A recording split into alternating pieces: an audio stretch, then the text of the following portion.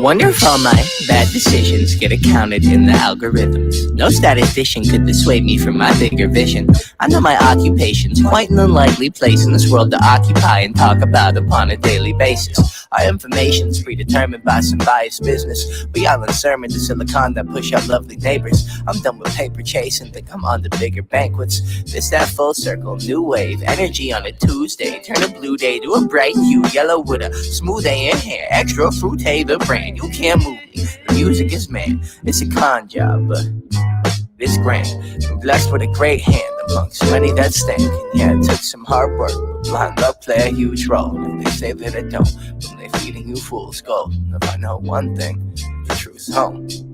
Even if it's a tough thing to swallow, an even harder thing to hold and truly know without a doubt while on the globe. And even though that seems inherent, it ain't always so apparent. Dangle carrot, you ain't always gonna get it. But don't worry, it's a pretty February in a year with more to carry and more days is yet to come. Under the sun, taking the ferry to the city where the moment's extra pretty, like the people, like the idea that I keep inside my brain that isn't equal to the real world. All that stress ain't saving me, fear though. I swear to God I'm trying. Look, they pushing their demons down my esophagus, screaming the easy life, what I want always. Praise made up holidays, tell me that love is the answer just to boost this economy. Buy more, sell now, but I ain't following. I ain't a hollow man, I'm full of them fall winds. Take it all with a tall grin, and if you feel it, do it with me, and just sing what the song says. Take it all for what it is. It ain't all so big. So big. Take it all for what it is. It ain't all so big.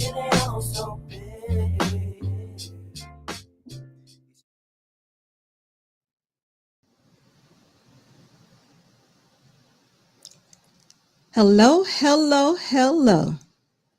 Hey, y'all. It's good to see you all. It's me, SV. Dearly beloved. And this is Unsolicited. I hope everyone is having a fantastic Monday. I'm going to tell you something. It just started in my state, in my city, actually. Thunder and lightning. So if we should, something like that. If we should lose connection, guys, understand.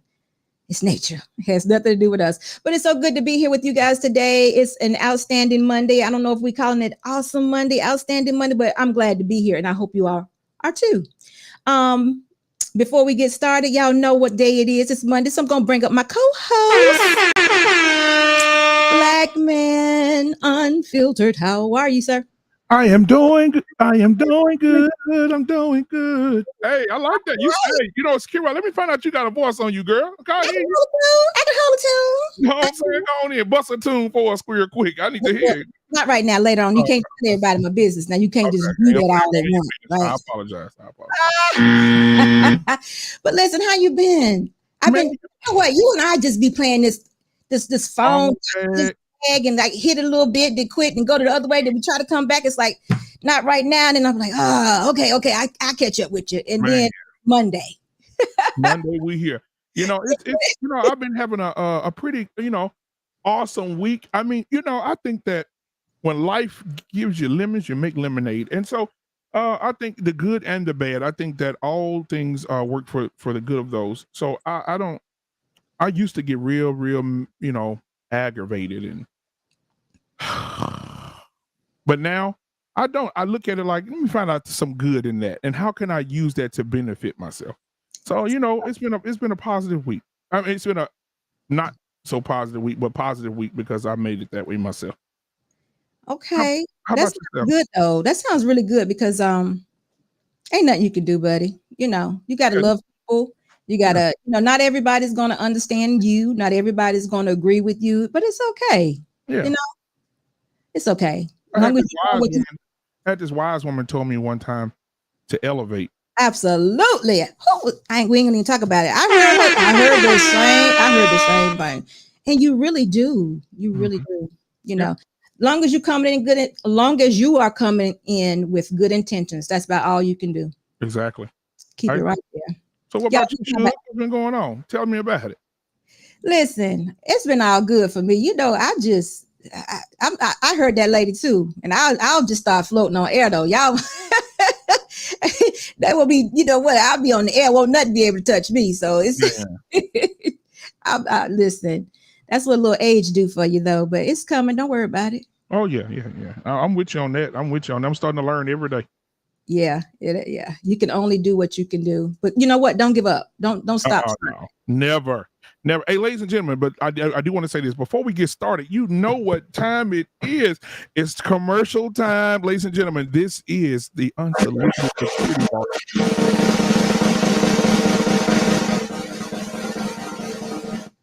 Yes, this is the Unsolicited Security Boss. Ladies and gentlemen, this lady is the one and the only queen of YouTube that's in your face live and in living color right now.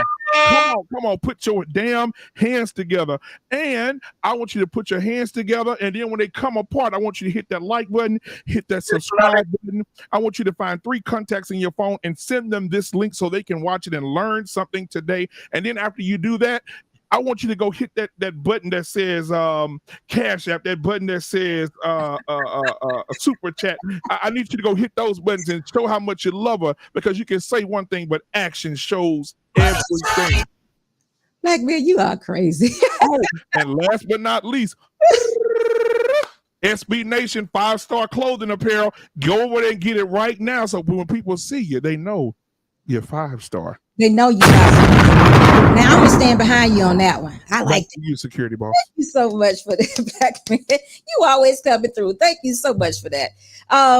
You know what? This has been a heavy weekend, and you know we're not gonna stop talking about this. So I'm gonna say hello. We're gonna say hello to a few people, and then we're gonna jump right into it, because the title of the show today is "Will Roe versus Wade decision reduce the hookup culture?" Now, I said initially that I was not going to talk about this because I don't like people to get all passionate and upset.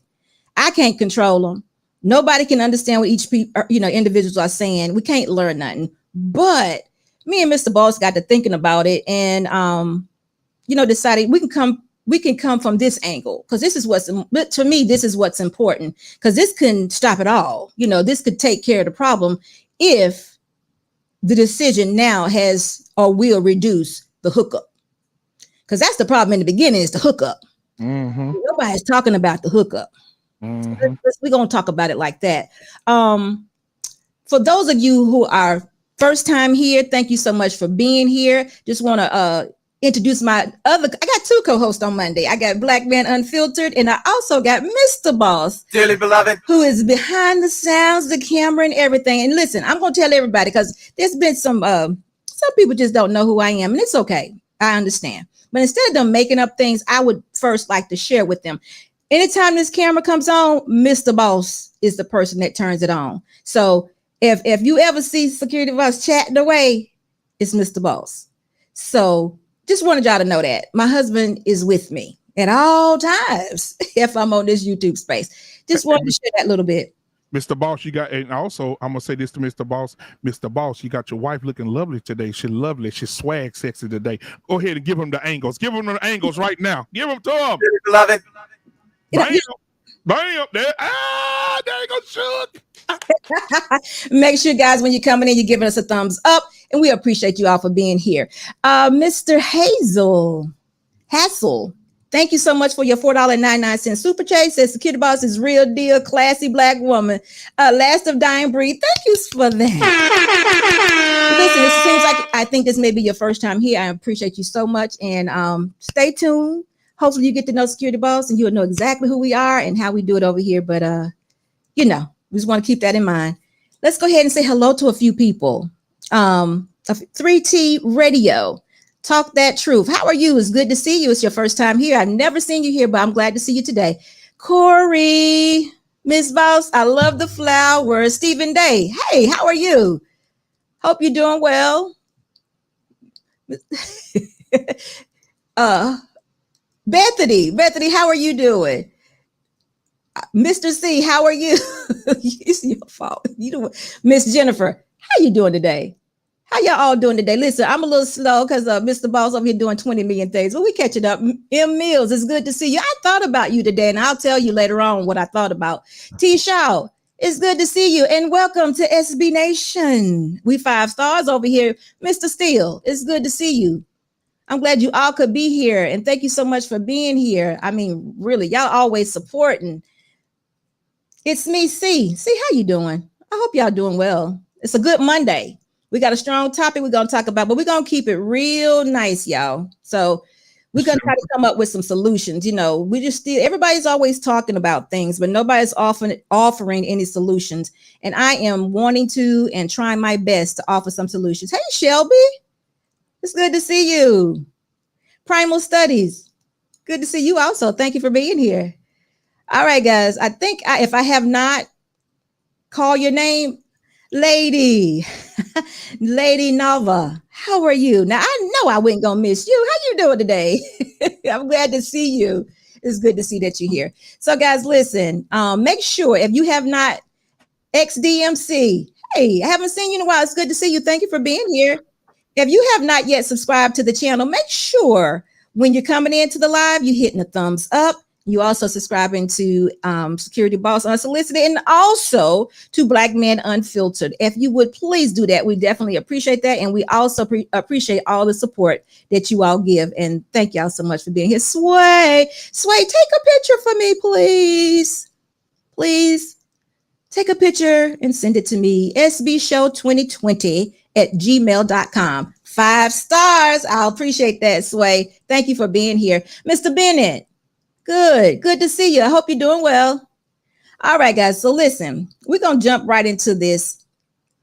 Well, we're going to do a little bit of around the world situation because I didn't tell Black men about this, but it's a story out there that's going on that I think people are hearing, but it's definitely getting overshadowed by the Roe versus Wade. It's more, that's more important, of course, but I don't want this to go untalked about.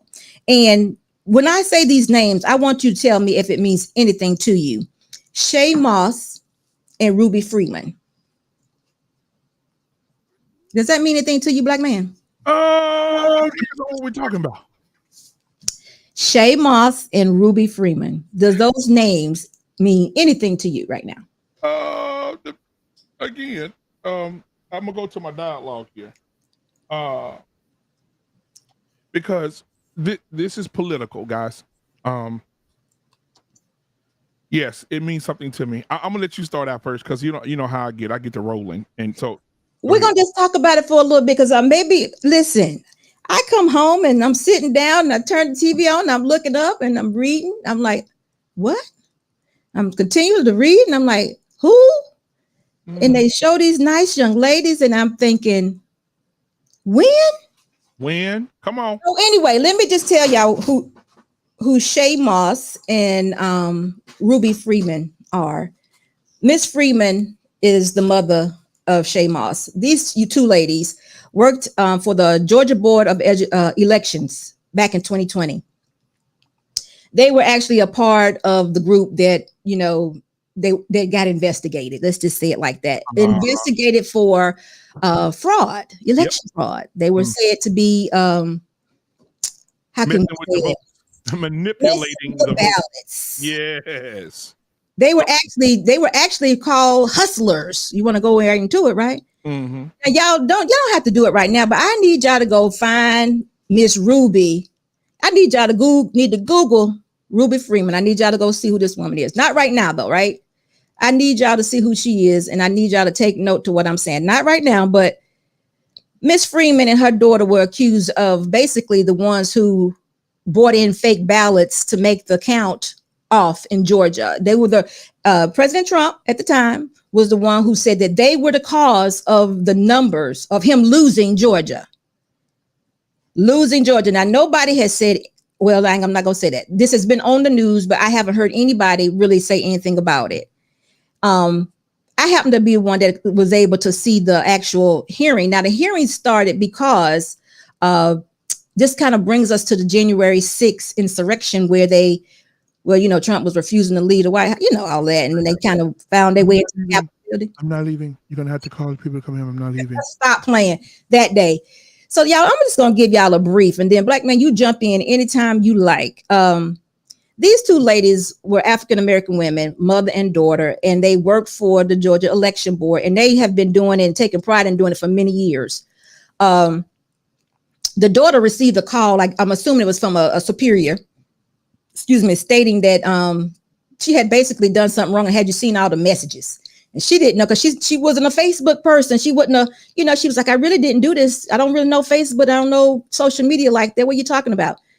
So finally, when she finally got a hold of how to do it and went to her messengers, you talking about all kind of threats against her life because she was the cause of Trump losing Georgia, her and her mother. Now, what they actually accused them of is the mom handed the daughter a jump drive. But what it was said to be, I'm wrong. The mom actually handed the daughter a mint, an actual ginger mint. But what it was said to be was a jump drive. And on that jump drive was supposed to be all these ballots that didn't get counted. Hey, Bolo, how are you? Mika, how are you? So anyway, that's what happened. Now, this is where it gets real ugly, y'all. They have Trump on the phone talking to one man, and he mentions this older woman, Ruby Freeman's name, about 18 times. They said they counted. It was 18 times that he mentioned her name. He called that woman a hustler.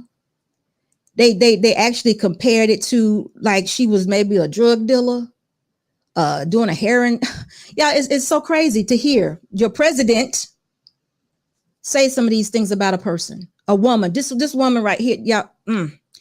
But to go on, it got worse because around January the 6th, right before that, the FBI called Miss Ruby and told her that they needed for her to leave her house because she wasn't safe. Now, we ain't heard nothing about this. This has been so quiet. Ain't nobody said nothing, but the FBI called her house and told her, you need to leave around January 6th because it's not safe for you to be there. This woman has been getting so many threats against her life because remember, she was the one, her and her daughter, that messed up the election. They have been threatening to kill her, been threatening to delete her and the daughter, and you name it. This lady said that she had to leave her house for over 2 months during that time period just for her safety. And the FBI told her that's what she needed to do. Now, how in the world do we just skip over that and don't nobody hear about that? Nobody. This just went on over and kept going. Right now, to this day, these ladies are still living in Georgia, and they're saying now that they are afraid to go to the grocery store together because they don't want to call out each other's name in fear that someone may hear it and respond. Now, we're here in different states. The people in Georgia, they know this is going on, and they know what's going on. We don't. So they're afraid right now to even go to the grocery store to pick up groceries for fear of saying Ruby. Lady Ruby is what they call her. And y'all, the president started this for this lady. Had people coming against her, threatening to kill her. I said it again, delete her. Yeah. So I'm just saying, yeah, this is a crazy story. I'm still like trying to wrap my head around it and like, okay, so now we know all this. What's getting ready to happen? What's happening now? What we gonna do, Black Man? We know this happened. They got him on video. Not video. They got him on audio saying she's basically he said it. He used the word hustler, and his lawyer said something basically about illegal drug dealing. They set it up like these women were like horrible, just unreal, and it ended up being a ginger mint. Yeah. A ginger mint, y'all. It was a ginger mint that the mom gave to the daughter. They had it on video. They watched these ladies, not just these ladies, they watched everyone recount these votes. And this is what came from it. Y'all. I just wanted to share that. Now, Black Man, I don't know if you had something that you want to add to that or not, but we can definitely keep going. I just thought that was the craziest. And when I saw these two women, I just couldn't believe it. I just couldn't believe that Mr. Trump would think, and I know anybody could be wrong and do bad things. I understand that. But these two women right here, Black Man, I just couldn't. I don't know. It's bad. I think that in the world we live in today, perception is reality. And I think that some people are able to manipulate people and make them believe anything. If it's coming. It all depends on how wide the mouth is, especially somebody like Trump. When he starts spewing that, hey, they did this, they did this, they did these people are horrible. He knew that his following would do what they did. He knew that. But absolutely. I mean, but anybody would, wouldn't they? I mean, if I indeed thought somebody was cheating against a president that I wanted, that would make me upset too. Exactly. If I thought that they would it would. I'm not gonna lie. But I don't know if I would have rushed to judgment to say those type things about these women as though they had a history. Right, and they don't. It's whatever he say to his followers is law. They believe it. That's a powerful guy. For him he can control the masses. He does. It's his followers. He controls the masses. Well, listen, I thought that's an awful thing, and I wish that somebody would talk about it. I can't believe that happened. So anyway, we're gonna get back into it. Will Roe versus Wade decision reduce the hookup culture? So what do you think about that? I think the Roe versus Wade, it's surprising. Let me give you an example. You remember, speaking of Trump, do you remember when he was elected president and you knew somehow, some way, some racism existed? We know that. And most people didn't come out with it. They were very secretive. They sneaky with it. But Donald came out and he made those people feel whole again. Not by teaching them how to be racist, but telling them that it's okay to be free to say and do whatever you want to do, right? And I think when it comes to Roe v. Wade, I think it's the same thing. I think that a lot of people have come out of the woodworks that you would never think would come out of the woodworks, and they're upset. At the end of the day, guys, people are upset that they don't have a choice to delete a child. Okay, so let me tell you something. I mean, this has nothing to do with these individuals. You get what I'm saying? But I want to mention something to you right now, because maybe if individuals don't know who Security Boss is right now, I need to tell them. I need to share this with them so I can free them. Security Boss is the type of person who believes in good and evil. Yes. Okay. Good and evil. It can show up in a man. It can show up in a woman. It can show up in Trump. It can show up in Biden. Mr. Boss just told me that he feels like we just lost 4 subscribers because I'm talking about Trump. If Donald Trump framed these women and said and made them the scapegoat for some illegal activity that they did not do, that's wrong. Dearly beloved. Wrong. I never said the man didn't have some good policies, but that's wrong. That's just wrong. And if your eyes are so cloudy that you can't see that, or if you don't believe what they're saying, then you probably need to state your own case. But good and evil is where I'm at. And I'm sorry, y'all. I'm sorry that it's like that. I'm gonna tell you something else. I'm not gonna allow anybody to put me in a box, because when I came in the door, I let everybody know that Security Boss like fast cars, conversations. I drive a Hellcat. I'm not a docile woman that will not talk without a brain that doesn't think. Okay, so understand that. I have a brain. I can put together thoughts. I have my own opinion, all of that. And it has nothing to do with man or woman. It's who's ever right or wrong. I'm about holding people accountable, including myself. I use myself for an example all the time. I let you all know what it is I do right and what it is I do wrong. Take what you want, leave the other. But I'm not going to allow anybody to put me in a box because I'm a woman. And guess what else? I'm not looking for a man. I have one. So whatever I do is what I do. I have one. I don't have no, what they call it, sexual market value. I don't have one. So I don't have to be the delicate flower that other women may be subject to, because I have a husband, and my husband and I share beliefs, and That's just how it is. And I'm sorry, but that's how it is. Now, I'm an independent thinker. How about that? Independent in thought. And I share it with you, but guess what? If you don't like it, you have the right to, but you need to be more of an independent thinker, because if this can happen to Ruby, Freeman, and Shay, if this can happen to these two women, they definitely can lock me up. Absolutely. I'll be somewhere rocking around talking SHIT. You know how Dearly beloved. Right. That's absolutely what I'll do. I'll be out there talking. They really would think I was the one, but these two women right here, if you can do that to these two women, hey, we in trouble. So anyway, getting back to the overturning of Roe versus Wade, mm-hmm. I always want to get to the bigger problem. The bigger problem for me is we have a sin problem. And exactly. This gives us an opportunity to start this thing over, in my opinion. We need to get to our youth. We need to go back to the younger folks and say, this is why we do this, this is why we don't do this. It's got to be this way. It can't be, we got to let them figure it out.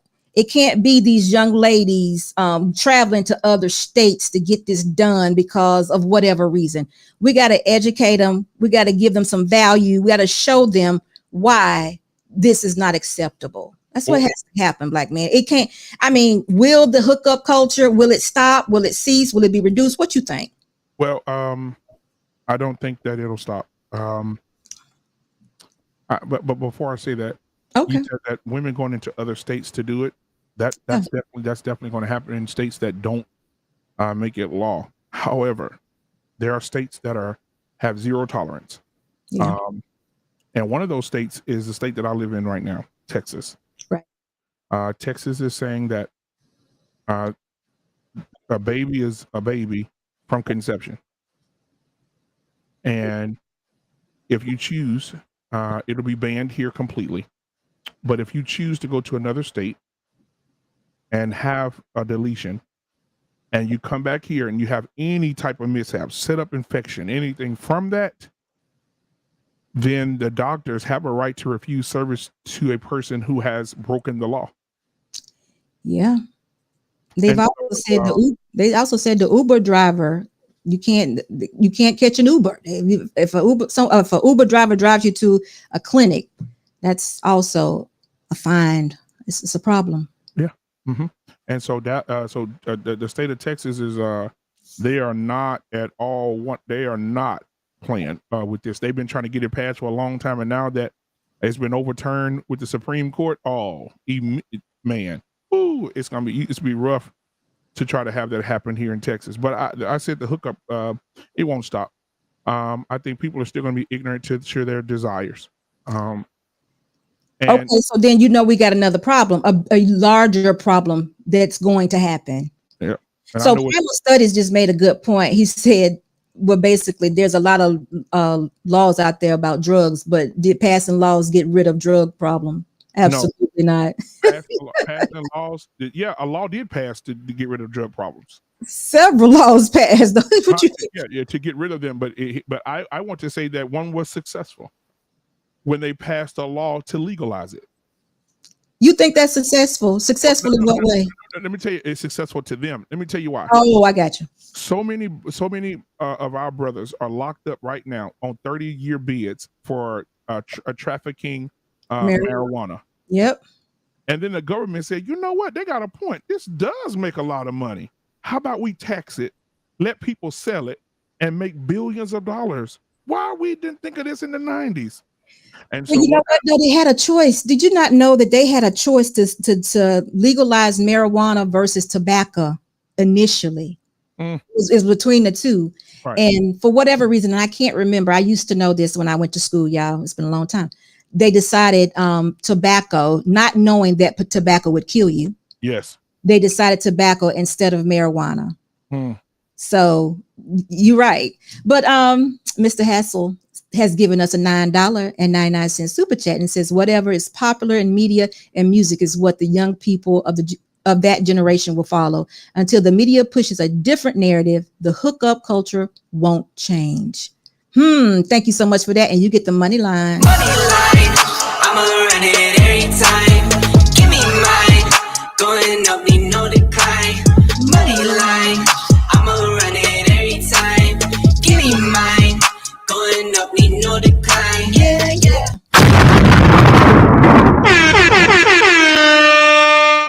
agree with him to a certain extent. I think that the only way, well, I'll give an example. Beyonce just dropped a song, and I think she needs to start over. But Beyonce just dropped a song that is no good at all to me. However, it is encouraging younger women, and let me tell you how. Oh, wait a minute. Encouraging them to do what? Quit their jobs. So listen, I was going down the timeline, and I saw it, and I had to call a few women that I know to confirm what I was hearing. And so in the song, it says that women shouldn't stress about jobs. I'm paraphrasing here. They should just basically quit their jobs, just walk away from their jobs. You don't have to work for no man no more and be tired and stressed out, walk away, right? And so I had to call a few people, and I called one of my beautiful sisters, Mother, that used to be on my panel, and she confirmed it. Yeah, well, she's encouraging women that they ain't got to be depressed and stressed out no more. They can just walk away. I said, so what about the moms that are single moms? Yeah, what are we talking about? I don't get it. I don't understand it. But I think I'll go into this. I think that the only way, and I know if Logic, if you watching, you said the same thing. The only way to stop this madness with having all these kids, we have to stop. First of all, men have to wake up and understand that sex ain't the go-to thing in the beginning. It ain't. You can have a load of sex. You can be magnificent in the sheets. She can touch you the right way and grab that thing. But the question you have to ask is what's in her brain? Bars. Did you intend to do that? I mean, it just came to me right then. Because in her brain, there's something up there. Either something up there and it's not. I'm telling you, some women can have the best sex in the world, but can't boil water, can't have a conversation, lazy, don't want to work. So men, first of all, we have to understand not to fall for the cootie cat and what she got in the back. Because if you do that, you're out of whack, Doc. And so men first have some discipline. Secondly, we need to stop incentivizing bad behavior. Dearly beloved. When a woman knows that I can go get pregnant, and from that pregnancy, I can get housing, I can get food stamps, I can get free Medicaid, I can get child support, I can get free schooling, I can get free lunch for my kids, I can get free, now they're paying, now security boss, they have housing. I told you about this, I think a month ago. They have housing right now that is so beautiful and eloquent for women that are in the system. I mean, you remember back in the day, the houses used to be falling apart. Now these houses look like condominiums. They beautiful wood floors, free internet. They get free internet, free cell phones, free Wi-Fi, free. I mean, and the house is furnished. It's just amazing. Well, let me tell you something. Oh, go ahead. And I think that incentivizing bad behavior, is the thing. Now, if they pass a law, I know this is a law, but if they pass a law tomorrow and says, women, when you get pregnant, you're gonna have to marry the man that you got pregnant by. Watch this here. Now, if you don't marry him and he don't marry you, we're not giving you any support from the government. Nothing. Black man, I gotta tell you this. I thought I was even with you, but you wasn't there. I did a whole solution video on this. If you're 16, 17, 18 years old, you got a man, young man and woman, you have to marry the woman. I thought you wasn't there though. You're right. Keep going. You got to do that. You got to make laws to do that, because if you don't do that, people are still going to hook up. People are still going to be laying down, getting skeeted in by men that have no self-discipline, and women that are opening up the floodgates of heaven, allowing people that don't deserve to be in heaven to walk through the gates. And so what we need to do is, if we stop incentivizing bad behavior, that will stop. You will see a significant amount more of marriages. You will see people coming together and being more serious and more committed to each other, instead of pump, bang, bang, skeet, and there's a baby. He's over there, she's over here. Now you stay over there, man. I need all this free stuff from the government. And when you incentivize bad behavior, that's what happens. So if that's Black man, I thought you had already seen it. I did a whole video, a whole solution one night. And that was what I said. I went as far as to say, of course, I did not complete it because I can't complete it. But we would give no single mothers anything, any kind of benefit. But the young men and women, they would have to marry each other. We would put them in a house for at least 5 years, 5 to 10 years. We would give them all kinds of counseling, career, everything. We would give them everything to make sure they could be successful people, mothers and fathers. And then after 10 years, I think I said 10 years, it might've been 5 years. After whatever period of time that I said, I got that video. I need to go back and pull it out. After that time and period, then they would be off of the system. The system would have done exactly what it supposed to do for anybody. Because then at that point they could be successful. Now, a lot of people received it very well, but of course it wasn't complete. You know, I don't know everything. I was just talking about something needs to be different. We can't keep incentivizing single moms. So someone said, I remember a black man, somebody said, well, what if when the young man, what if he goes out and get another woman pregnant? I said 5 years. Thank you, Stephen. What if he goes out and get another woman pregnant during that time? Or, you know, if they have another baby, and of course, I don't know if I ever answered that question, but I thought about it, y'all. If they have another baby, the clock doesn't start over because we never stopped incentivizing. We never stopped teaching. We never stopped giving, you know, whatever the credits on the taxes. We never stopped making sure that they had the parenting classes. We work with these people or whomever from marriage to 5 years. We did that. So even if they had another child, they should be more equipped than they were with the first one. Yeah. Right. So at 5 years, they had to move on. Even, you know what, some of them could even get a college degree. You know, you can. In 5, you can get a college degree. But what I was just saying is that you're exactly right, black man. That needs to happen. Something like that needs to happen. But everybody was like, no, you can't make nobody get married. I'm like, come on, y'all. They do everything else. My thing is this. My thing is this. Life, you don't live for your resume. You live for your obituary. And when you pass away and you're sitting in the funeral home or wherever you are, you're not there. But what legacy are you leaving? Now, I'll start with the men. What legacy are you leaving by skeeting in a girl, getting her pregnant? What legacy are you leaving when you're dead and you got kids all over the place? Instead of being with one woman. Listen, if that coochie was good enough to get in the beginning, it should be enough to suffice for you until the ending.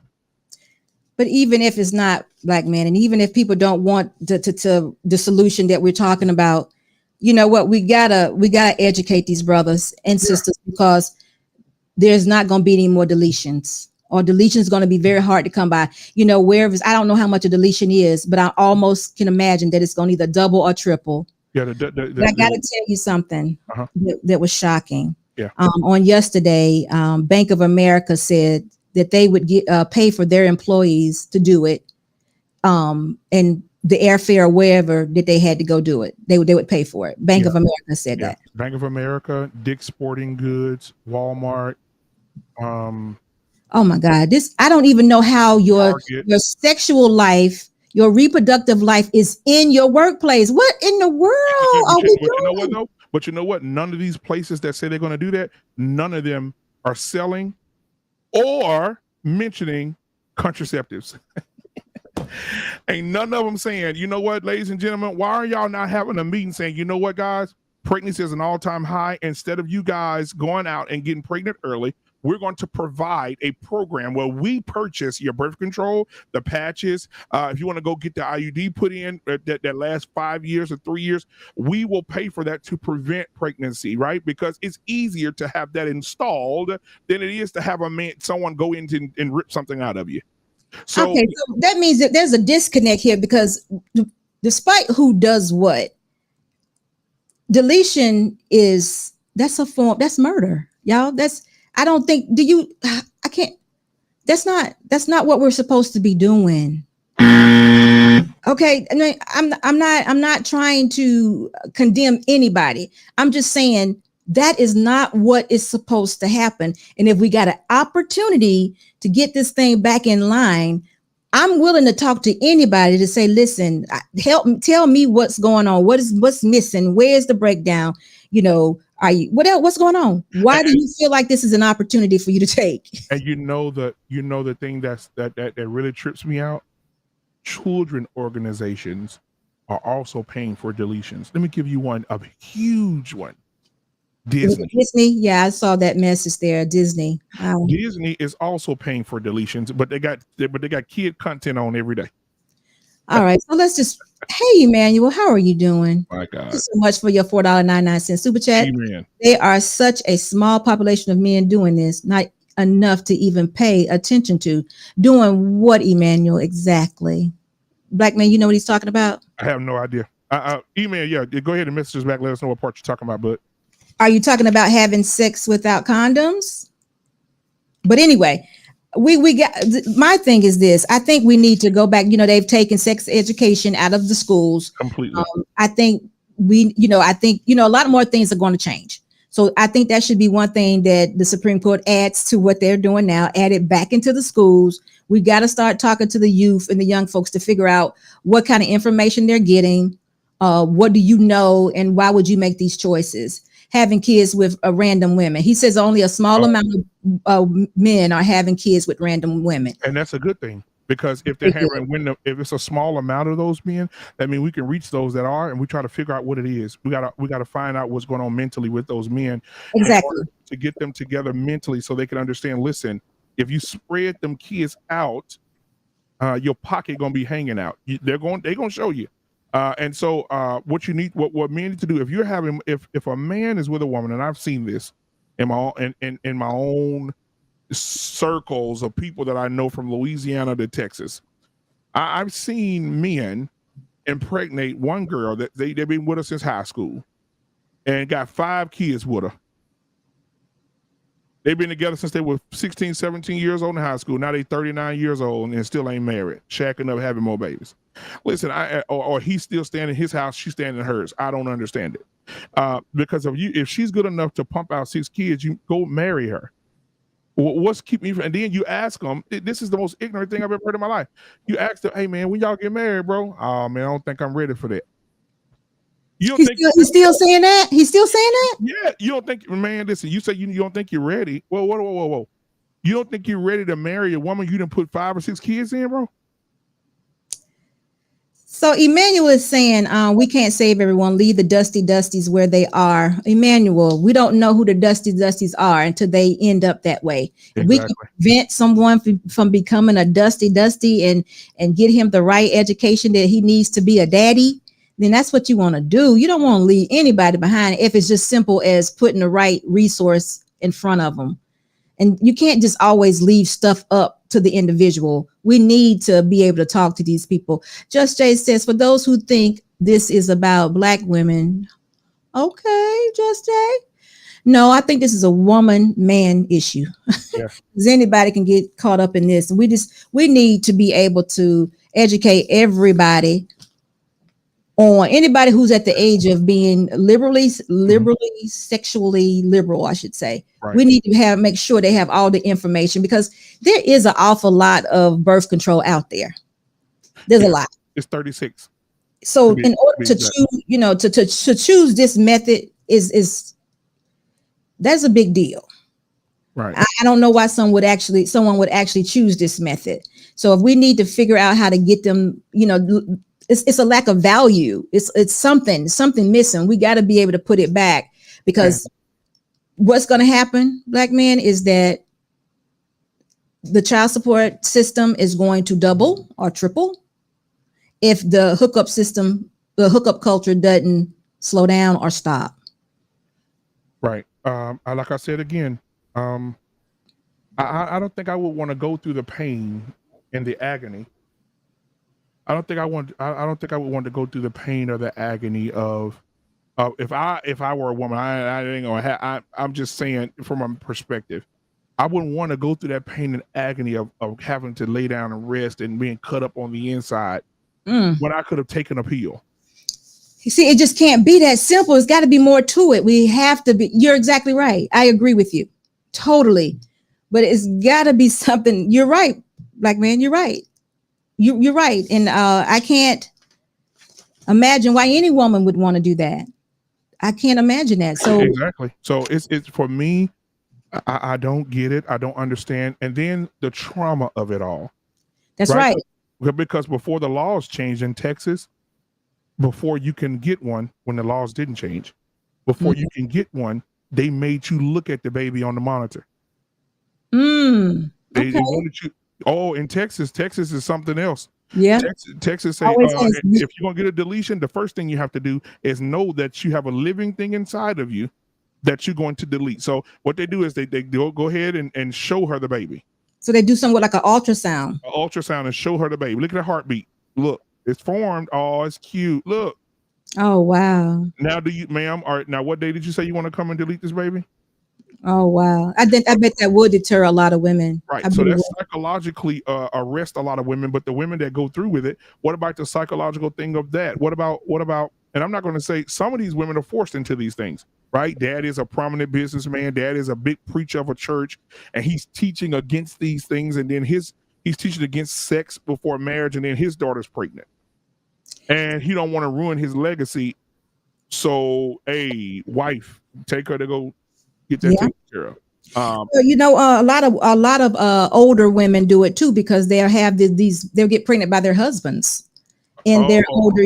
Oh yeah, no, it's the husbands.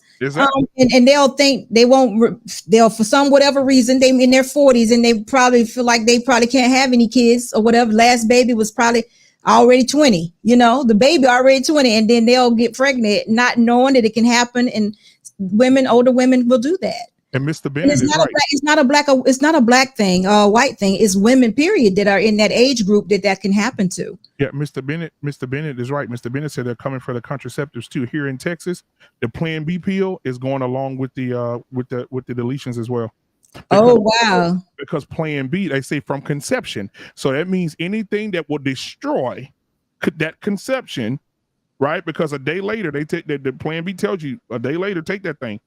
So if you take that thing a day later, you're destroying the birth of a child. You're destroying the creation of a baby. Right. So Texas is saying, oh yeah, those Plan Bs, oh they got to go too. We want you to take preventative measures. So if you want birth control, if you want a patch, if you want the IUD, whatever it is, you could get that. But if anything that's going after you have sex, oh no, we're not allowing that anymore. That's out.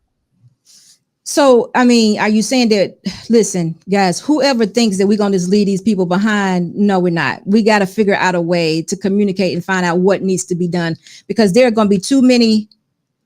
Listen, if they're not going to have alternatives, they're going to get done. They're going to do what they need to do or what they think they need to do. So if we can catch it in the beginning, I think Gia just said it. What is it? Condoms, abstinence, all of that. We're not trying to have babies, that are not within a marriage. We're trying not to do that. I understand that. I hear it all the time. There's men, it's your nature. Women, someone said it earlier, they just living their best life. That doesn't make sense. We got to living your best life to get pregnant and take a life. Okay. There's no connection. There's no connection. Someone also said it too. We got to add value. We got to add value to, for some reason, our value as individuals has gone somewhere and there's no value to it. There's no value to life, period. That's why this is happening. So we got to figure out how to get people back to the value in life, men and women, young people, all people, value in life. So we got to do it. And Just Jay said deletions will continue. Let me help my sister. Deletions will continue. However, again, the state of Texas is going to be the standard. I need y'all guys to go Google the state of Texas and how they're handling this. Right? They're going to continue. If you live in Dallas or Mesquite or Garland or Austin or San Antonio, and you go to California and have a deletion, and you come back here and you're bleeding out, they don't have to give you no type of service. If they see evidence of it, it's illegal. But black man, there are still some places like, that Mississippi also had a law that they are keeping in place for 9 weeks, 15 weeks that they're able to do. So there's still going to be places. And then guess what? We always hear of people getting these BBL, going to the DR, going to Colombia and all these different countries. What do you really think they're not going to try this? That's in a security boss. I need you to help me with something. And this is for the ladies in the chat and the men in the chat. Help me with this. You get pregnant, you could have taken a $20 contraceptive to prevent it, but you would spend $700 to $1,000 for a plane ticket to go delete it. Somebody make that make sense. It's not a logical process. I'm not sure what a thought process is, but guess what? We got to figure it out because this is what's happening. It's here. It's real. We have to figure out how we're going to deal with it. I think it's an opportunity for us to put things back in its proper perspective. I love the idea of young people being married if they make that type of decision. You know, if he was good enough to sleep with, because guess what? We're here, we're older, we're listening to this and we hear, so they hear it too.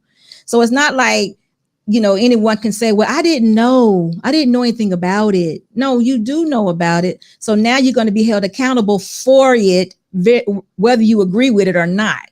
The decisions, they're yours. So let's just share in all the different types of things that can happen or that will happen. And one of the things that you always say is we shouldn't celebrate single motherhood, right?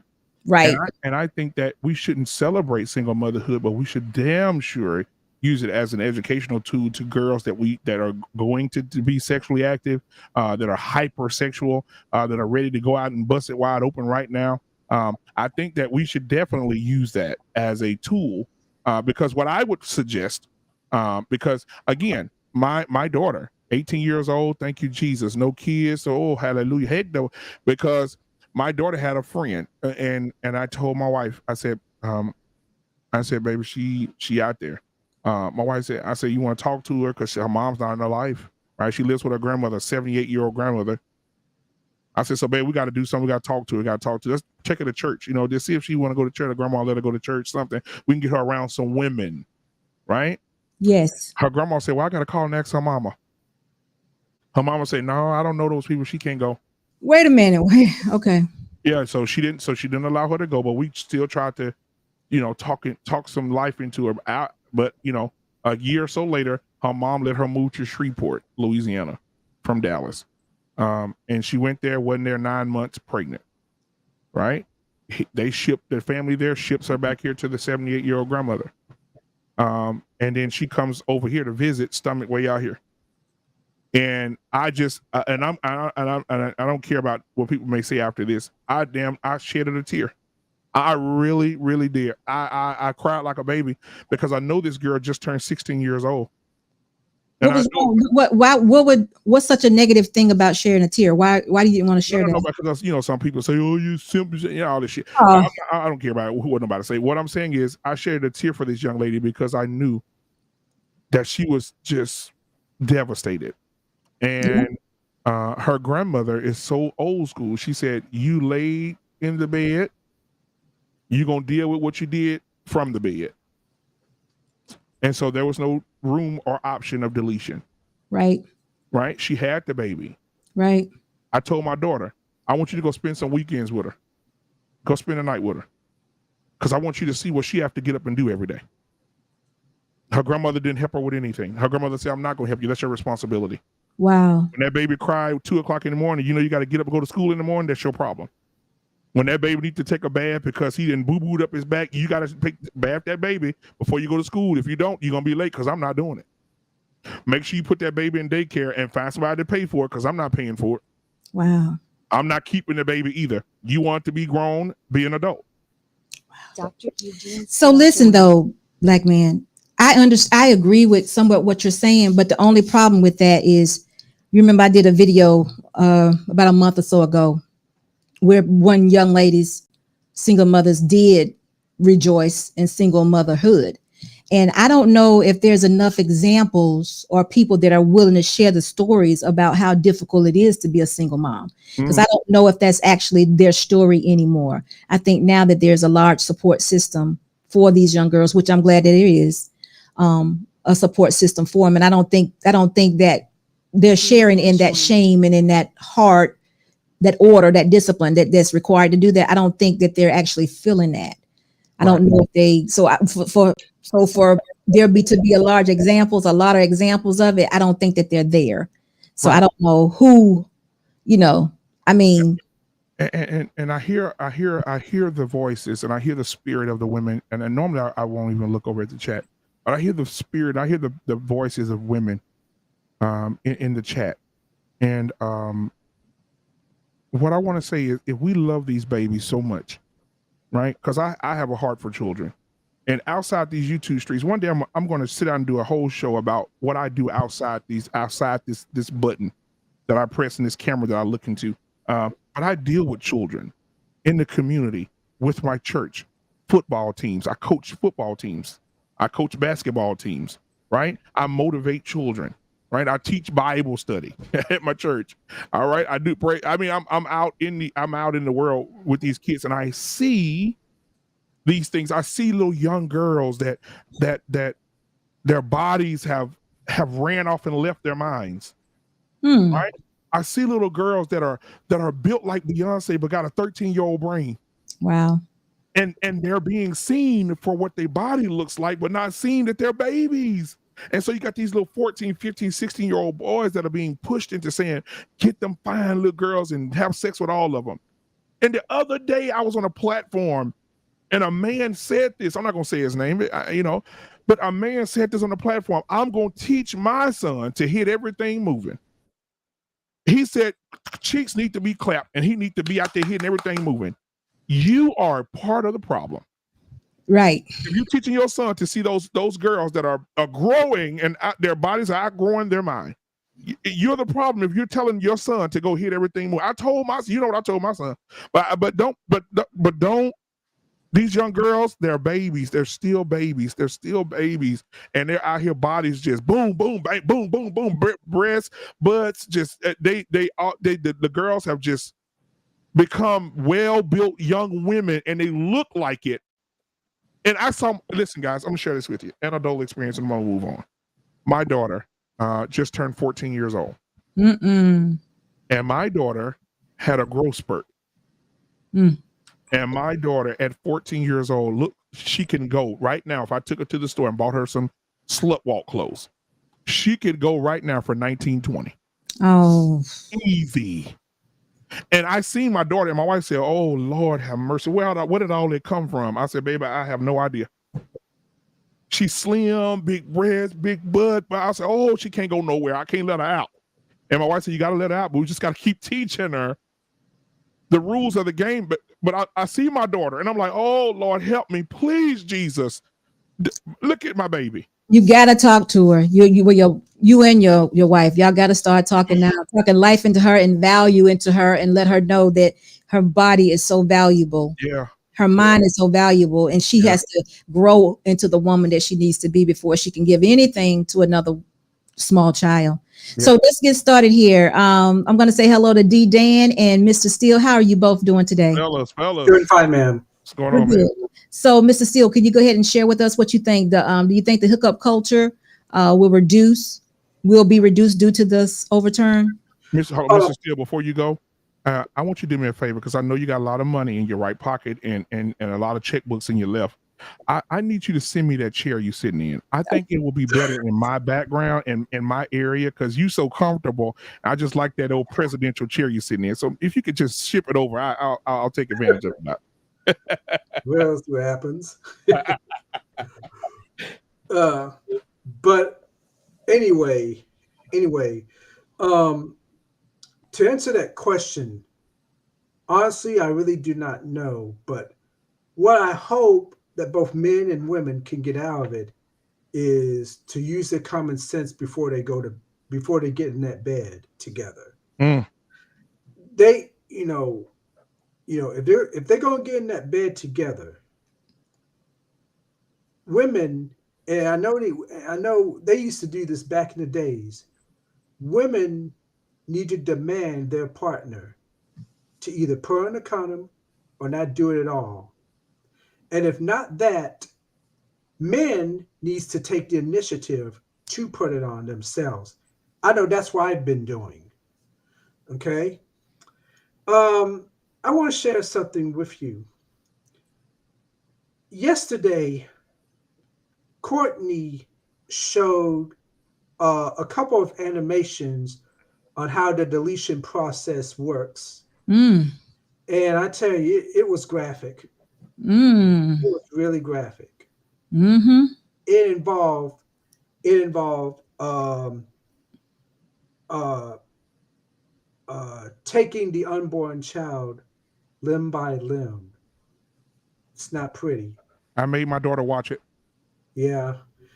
And I caught What, my mom. what kind of what type of deletion was that? Is that like you said each limb? So that means that was someone that was beyond 12 weeks. Both situations. Both, yeah, they show both on the educational video. They show the one when it's small or not, it's so formed yet when they go in and just, and then they got the one where the baby has limbs, everything, and they go into they detach everything one by one, the head, the arms, the legs, the torso, one by one.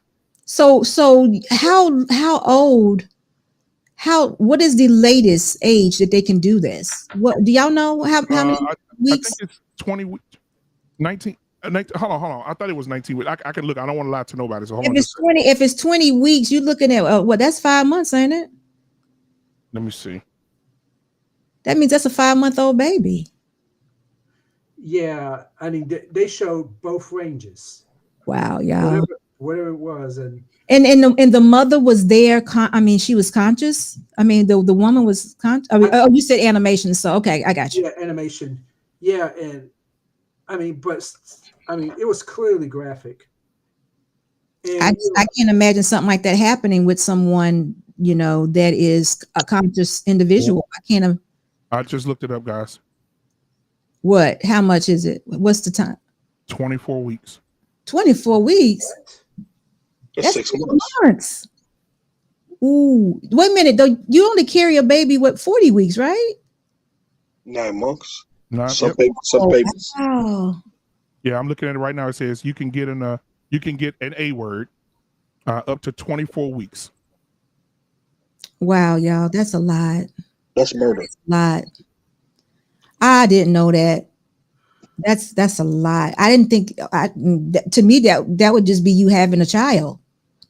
I mean, premature babies come out at 6 months, don't they? Right. It shows that it says here, what is the time limit for having an A word or whatever? It says an A word may be performed up to and not limited to 24 weeks. Wow. It can be deleted up until they tried to pass a law before this was flipped for it to be up to when the fetus is viable outside the mother's body.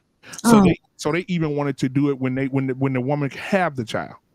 Listen to me. Wait a minute. I don't understand.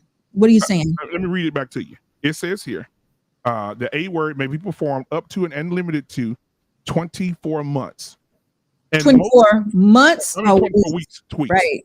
24 weeks. It says there was a law when the fetus is viable outside the mother's body. They were passing a law under the criminal code that it would not go past 24 weeks. But they were fighting that they can go to term for deletions. So that's 9 months. So right before your water break, they want to be able to still be able to do it. Okay. All right, Mr. Steele, did you want to add anything else to that, sir, before I go over to D Dan and see how he's doing over here? Yeah, and after watching those animations, I wonder after they get the deletions done, have those doctors show the woman what that fetus looked like? Yeah. Once it was done. I'm sure they don't, because if it's torment, like you just said, it's probably not something that somebody needs to share. Yeah. I just can't imagine that would. Yeah. I've never heard of that limb by limb, and I've never heard of anything like that. And I never knew of 24 weeks. Yeah. Y'all understand, I've been married 27 years. 27. Yeah. So I'm out of touch with a lot of things that are actually going on, but they should have been put some kind of parameters on this that 10 weeks, 8 weeks, whatever. I mean, that should have never been. That's crazy. That's a lot. And can I say something real quick before D Dan goes? I want to address something that I just saw in the chat. The lovely Just Jay says, watch the videos where the men are outside the doctor's office on the phone with someone else saying F that B, and that baby. Right? What that alludes to. Black man, that we're gonna go on. Okay. You don't I'm have not to, bad, but okay, go ahead. you don't have to I'm sure Just Jay is just, I don't know how in the world we would know what somebody is saying on the phone outside of a doctor's office. So we're gonna just continue. Dan, how you doing? I'm all good. How about yourself? How you Doing good. We man? hadn't seen you in a while. Yeah, I've just been taking it easy, getting my health and shit together. Uh-oh. You okay? Yeah, I'm good. That's part of being paralyzed. So Okay. nerve pains, Okay. all that other stuff. So I'm all good. I'm glad I you're can't feeling better, complain. brother. Well, it's good to see you. Thanks.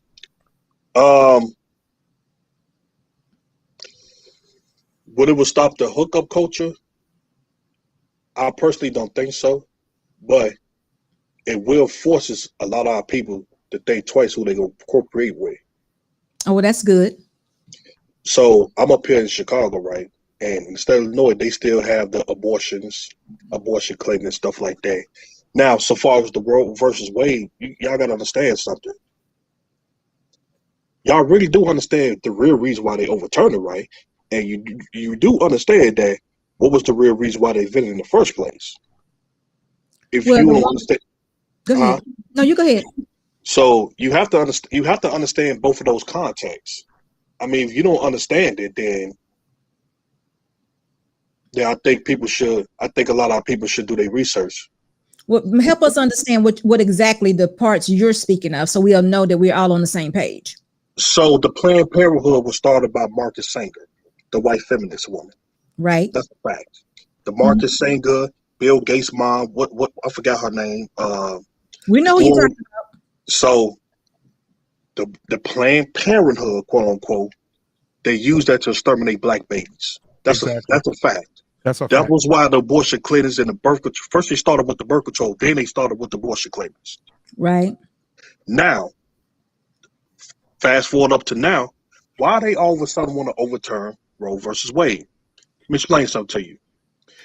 It was a woman who did a speech at Trump rallies. She said, "I want to thank Trump for saving white life." Now, what does that mean? Even though they admit to it, what does it mean? Now, we all know in the last 40 years, the white population birth rate is down. What do I mean by that? No, it's declining. We understand. Mm-hmm. No, I'm just saying for the viewers that don't know. You know what I'm saying? It's a lot that They not being born, so their DNA is not clicking. So if I'm a white male or a white supremacist and I'm part of the elite group, that's a big problem. What needs to be done about it? For number one, they're sending out billions of dollars to other white countries who classify themselves as white, who they can use as white, like the Latinos, the Asians, the Afghanistanians, the Pacific Islanders, and stuff like that to boost their numbers up. That's why they like flood the United States with other immigrants who classify as white. Number two, let's stop abortions, because let's keep it 100. More white women have more abortions than any other women, because a lot of them is off their mouth and getting pregnant by their tricks. Wait a minute. Hold on for a minute. Black man, didn't you do a percentage on that last week? I did. So I looked it up even yesterday, and I sent it to a content creator.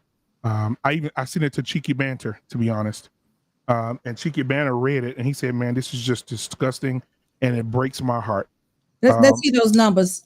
Yeah, I need to. Yeah, let me see if I can still have them here. Hold on. I was thinking I might have wrote it down the other day when we talked about it, but because they give you a state by state breakdown. They go by country, state by state. Right. You know, yeah. We just want to make sure that information that you just getting ready to say right there. Yeah. It absolutely. It shows. They say, but I know the numbers is 60%. They say 60% of white women. Now, I don't know if they broke them down in ethnic groups, because you know they don't like breaking down white people in ethnic groups like that. They don't. Well, I think what Black man was more concerned about when he was giving it to us the first time was that how many African American, right? Yes. Oh, I mean, y'all, a lot of people, yeah. Okay. And since the 60s, since the 60s, our sisters have deleted 14 million babies. Since the 60s, so that's roughly around. That's not even 60%. That's 14 million kids. Think about that. Line them up. Let's just think about 14 million kids standing in line for popsicles from 1960. Yeah. He's saying from the 60s, though. He's trying to get a percentage from the 60s. Right. And so what I'm saying, so, I think that I looked at Jamal Brown. Everybody knows Jamal Brown's a famous pastor. His mother was about to do that to him. And he did a sermon called Mama, I'm Glad You Didn't Delete Me. And he talked about the numbers and the stats about our sisters and how many are pushed into it and forced into it by mama and daddy because they're prominent in the community, are forced into it because their uncle got them pregnant, or forced into it because they of incest, or forced into it because the young girl just simply having sex early, 13, 12, 14 years old, just out having sex, just to be having sex, and they get pregnant and they go take them. From the ages of 12, 13, 14 years old, they're taking them. And Candid Ann, she's a nurse. Candid Ann said, guys, you will be amazed to see how many little young girls coming in the hospital through my department, stomachs out, little girls 12 years old screaming from pain they shouldn't feel till they 20. You know what though? When I was in high school, right? My Lord. And let me tell you how. And hold on, before I get into that though, right? I want to finish my point on the historical context and up to now. I want you to, but I wanted you to do that. But I wanted to say to you, Black man, do you have a percentage that is up to date far as African Americans versus Caucasians? Because there are more Caucasians here in the United States than there are African Americans, period. So what I'm trying to say to you is I don't want to give out any false information, but because the numbers, the ratios are totally different. You can look up to the feds. You can look up to the CDC. That's what I'm saying. We only represent about 13 million. Yeah, that's what they say, but I personally. Okay, so wait a minute. How you gonna be? So do you not want the stat or not? Are you gonna just? You can bring up the stat. So this is what they saying. Yeah. Hold on, Black man. If we're gonna have the stat, we're gonna believe what the stat says, or we're not gonna use the stat. We're not gonna believe it and accept it. Let's do it. So they have it. I have it pulled up here, and I'm also going to put it in the back chat so you guys can look at it. Hold on. Just copy and put it in the chat in the back real quick. Let me see. All right, so I just put it in the chat. All right, so they break it down state by state by state.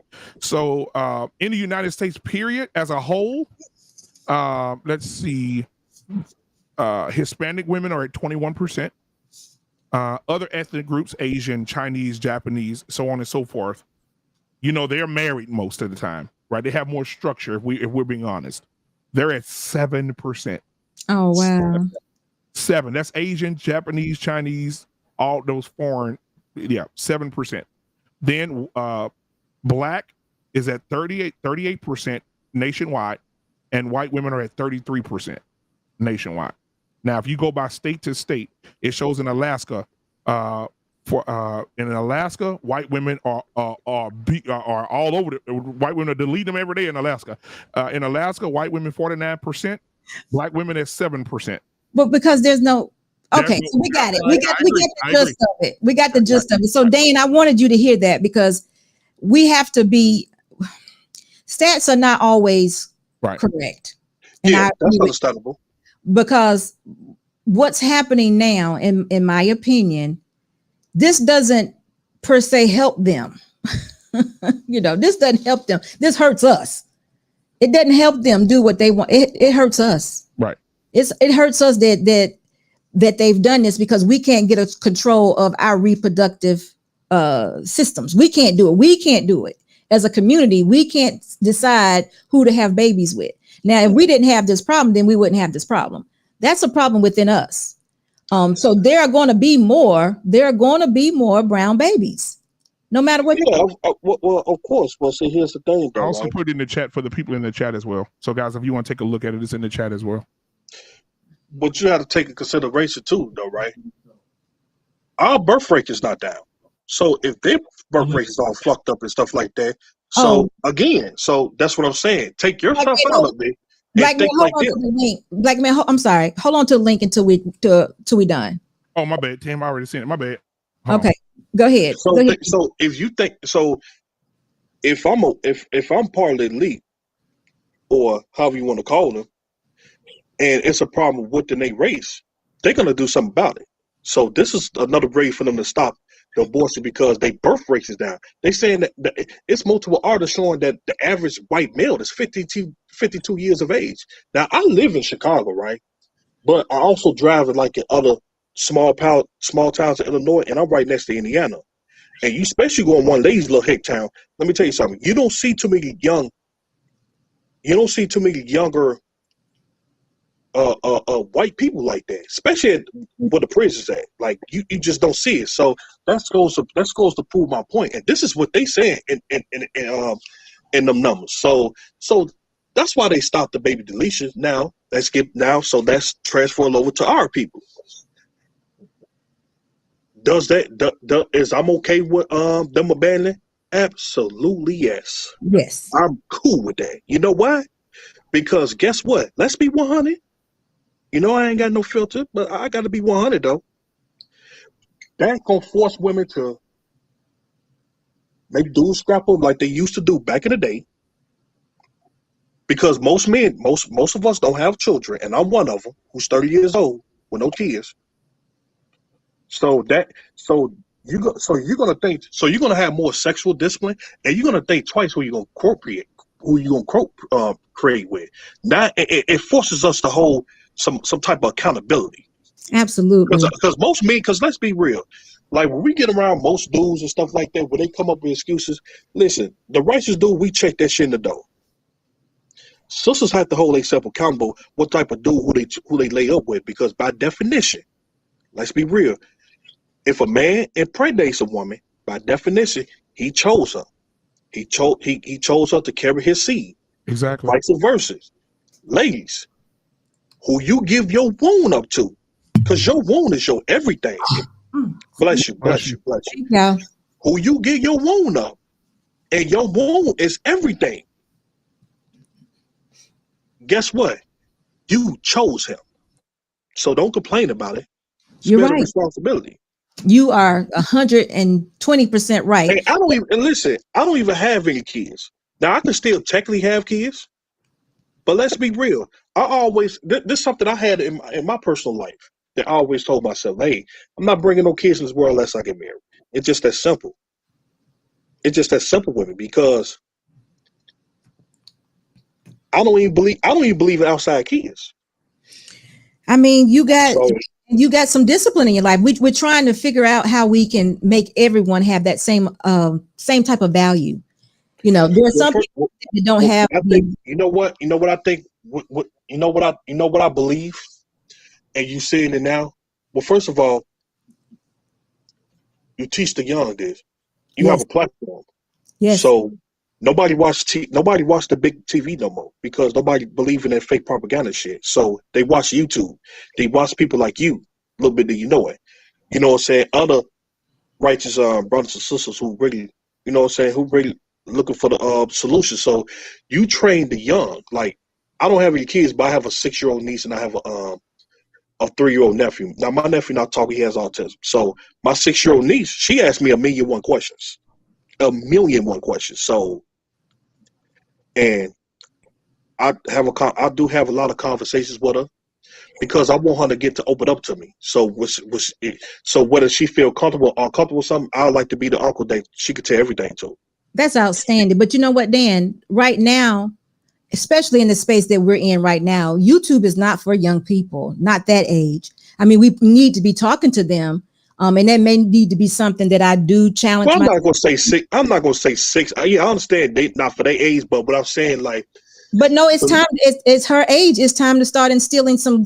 Because remember, you know, there are liberal agendas in schools now.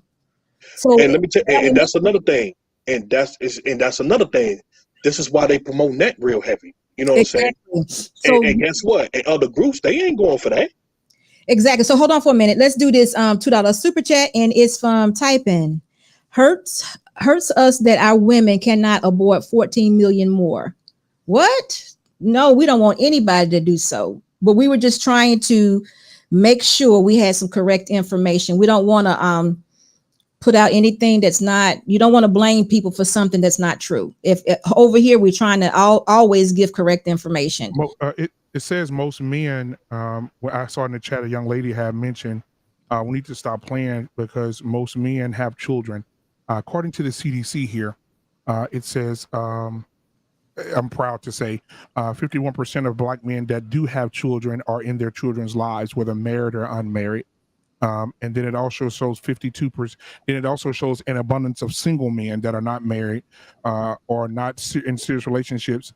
52% of those men do not have children. Okay. So that's more than half. Right. So they don't have, that's over half of Black men. So that narrative that all Black men are out here just having babies. No. There are some men out here that don't have children at all. And the CDC says 52% of Black men do not have children. And that was one of the biggest talking points from Kevin Samuels as well. Kevin used to say the same thing about the narrative. But that's been going on for years, though. Yeah, the narrative needs to stop that we men are just out here pumping our babies everywhere. That's not true. We are. And a lot of, you know what a lot of that agenda come from? Can I be honest? You know what a lot of that come from? That come from the other, from the generation before you, the Gen X and not just that one. It's a lot of that come from these white media that push their flunkies out there to promote their dumbass narrative, to be honest with you. And it's a lot of the older generation that you be like, well, all these men ain't shit or such and such. Wait a minute.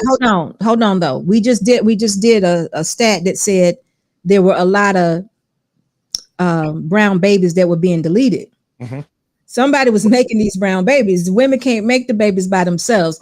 But I understand that. Listen to this though. I must say that there is a different young man. I'm going to say from 30 and down now. There's a different man out there. So I agree with that. But there is still somebody producing kids. And it might be one man that's producing, having several. I can agree to that too. But the whole thing is it's time out for pointing fingers. No, I'm not pointing fingers, but what I'm saying is a lot of these false narratives, and I pay attention to every single thing. Now the problem is a lot of our people, we don't want to admit to, we don't want to call certain shit out. We pick and choose who we want to call out. A lot of that's coming from these flunkies that's come from the left side, the liberals. Well, you know what? They like promoting okay, so let me do this. Thank you so much for your $10 super chat. We got a bigger fish to fry. The kids are coming. Tighten up. Let's grow food and create a community. You know what? That's been like the best thing said all night. You get the money line. Money line. I'ma run it every time. Give me mine. Going up. I like that comment. I mean, I like that. I'ma run it every time. Give me mine. Going up, need no decline. Yeah. And another thing, you know what? And another thing, you know what I saw in high school though, when I first started going to high school and stuff like that. In my school, they had an abortion clinic there. Now let me tell you how sick this shit is, though, right? And this is something that the people in my family should tell me. Like, you notice the Black community got all the abortion clinics, but the other communities, they got fertility clinics. Should tell you something. So I'm in high school. You got a bunch of 14, 15, 16 years old in these abortion clinics lined up. So you know how you in school, and I used to mess around with a lot of chicks. So I was that, I was kind of like that dude a little bit. I wasn't popular, but I knew how to talk to women, and a lot of those chicks be like, "Hey, no, my mom and daddy, they don't know that I'm pregnant." But it's a safe haven. So you can get a deletion without the parents' consent. Oh, that's crazy. Listen, let me tell you something. That's the first time I ever seen some shit like that. You know what I'm saying? So at the time when I thought about it, I'm like, now is this really true? Is this really true? I didn't know this. Yeah, a young lady can't get that without her parent consent. All right. Yes. Hey, Miss Shushu and Mandrill, how are y'all doing? And not only that you can get one without a parent's consent.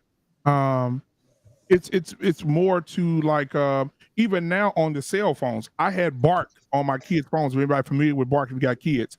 It's a thing that picks up words. It's like an algorithm that picks up, like if the kids put something like the P word, like orn or sex or anything about bullying or any curse words, they look up anything they shouldn't look up. It sends a report to your phone and tells you what they're looking at, right? Yeah. So I pay for that service because my babies are little and I got all this stuff blocked on their phones, my 11-year-old especially. And so when it gets to a certain age, when my son turned 15, it unlocked it from his phone and said, he's old enough now to make his own decisions, and he can choose if he wants to have this on his phone or not. So they're allowing the kids to make those type of decisions early at an early age. 15. My son, he went off. I said, "Damn, wait a minute, I can't." And my son said, "Daddy asked me did I want to have it or not." And that's a good thing because you got to watch out the shit like before you start talking, make sure I'm saying this to everyone. Y'all make sure we saying deletion. Yeah. Make sure we say deletions. Okay. Or termination might be better in this case. anything but the real word. Yeah. But like when I saw that in high school growing up, now I didn't see a lot of shit in the hood because I come from the street, so I seen a lot of dysfunctional shit that I knew I didn't want to be a part of that I saw. But when I saw that, and then when you go to these other communities, high school, they don't have abortion clinics or there you go. Dan, this is gonna be hard for you to do it. I'm sorry. I mean, deletions. My bad. Deletion. They don't have no deletion clinic. They got fraternal. So, to that right there with itself, it was already weird to me. You know what I'm saying? So, in a lot of schools, they don't teach you a lot of the real thing that's going on. So you got to learn this shit on your own. And I'm like, man. Okay, see, that's what we have a problem at, Dan. That's what right there is where we're trying to fill in the gap. You just said, for whatever reason, we have to learn this on our own. And that's what we're trying to per se fix. Right. We don't want people, young people, 14, like you gave 14, 15, 16 out there just learning and doing on their own. We want them to have some sort of resource that can fill in the gap to whatever it is they're missing and add value to them. So they'll know that they don't have to, first and foremost, have sex. And first of all, in those situations, the daddy has to step up and the mama got to stop stepping out. And let me say that again. The daddy has to step up, but the mama got to stop stepping out. Because what happens a lot of times, babies having babies. And so what happens is the mama, the grandmother, the parent of the daughter that's pregnant, she doesn't have time because she's out entertaining 2 or 3 dudes. I see that. Listen, I see that a whole lot. Right. And so she's out entertaining 2 or 3 dudes or dating this guy, having sex with this guy. And so she's not really paying attention to her daughter, why her daughter could have got taken advantage of and got pregnant anyway. Now the daughter is going to do the same thing. You pick up the behaviors of other people. This is fact. And so what the daughter's going to do is, hey, listen, I want to go out too. I'm going to leave my baby. My mama left me. My baby going to be good. Right. And so what happens is you create generational curses that make it down. So again, for the men have to step up. Daddies have to step up. Mama's got to stop stepping out. Once you have a child and you 15, 16 years old, in my house, God forbid, oh, hallelujah, God, please keep that away from here. But if in my house, if my child was 15 years old, my daughter, 15 years old, and she had a child, your life ceased to exist immediately. You don't go to no dances. You don't go to no parties. You don't go to no club. I'm going to help you as much as I can. Hey, I was just about to say that. The love that God gave me to love you. I'm going to love you unconditionally because you my baby. But I'm also going to make you be very responsible for and accountable for what you did. So let me put this out in the air as a question, and then we're going to go down here to Mandrill and Miss Shushu. So I was just wondering if you all thought about this. A young woman at the ages of 14, 15, and 16 that is, I'm going to say she's looking for love. Do y'all agree with that? Okay, repeat that again. I'm sorry. A young woman that is willing to have sex at the age of 14, 15, 13, 14, 15, you know what, young. Yeah. Do you all think that she's looking for love? And you don't have to answer it yet. I want Mandrell and Shushu to go ahead and tell us what they think. But that's just a question I'm putting out there. So for the chat and for also the panel, a young lady having sex at 13, 14, open to having sex with young boys. Do you all think that she's looking for love? Now go ahead, I'll man. answer that after they get done talking. Go ahead, Mandrell and Shushu. You don't have to answer that question if you don't want to, but you can I just wanted to put that out there because I would like to know. But y'all go ahead and tell me. Yeah, definitely. Young girls that age a lot of them are looking for love, or they want to be liked. And they know the guys want sex. And then when a guy pressures her for sex, like she goes and do it because she thinks that, okay, she knows it's what he wants, and she thinks that that's what's going to keep him with her. So she go ahead and do it. And a lot of the young girls do fall victim for that because they just want to be liked. They want a boyfriend, and they know that's what the boys like. So a lot of them do go for that. It's sad, but they do. Especially if they come from a broken home. Mm-hmm. They come from a broken home, whether it be single parent or both parents in the house, but the parental figures that they have in a home, they're just toxic. Right. For whatever reason. I mean, for guys, I will be quick to tell them, like, if you have a daughter, make sure you tell her you love her. Make sure you tell her she's beautiful, because the girls who end up getting set out in the back of the bleachers, those are the girls who nobody didn't have a father in their life, or they didn't feel special. Oh, that was good. So hold on for a minute. Let's read the super chat. That was good. Yeah, that was good because that's where we need to be. So let me read the super chat first, though. Typing says, Black feminists, anti-family, affect all classes.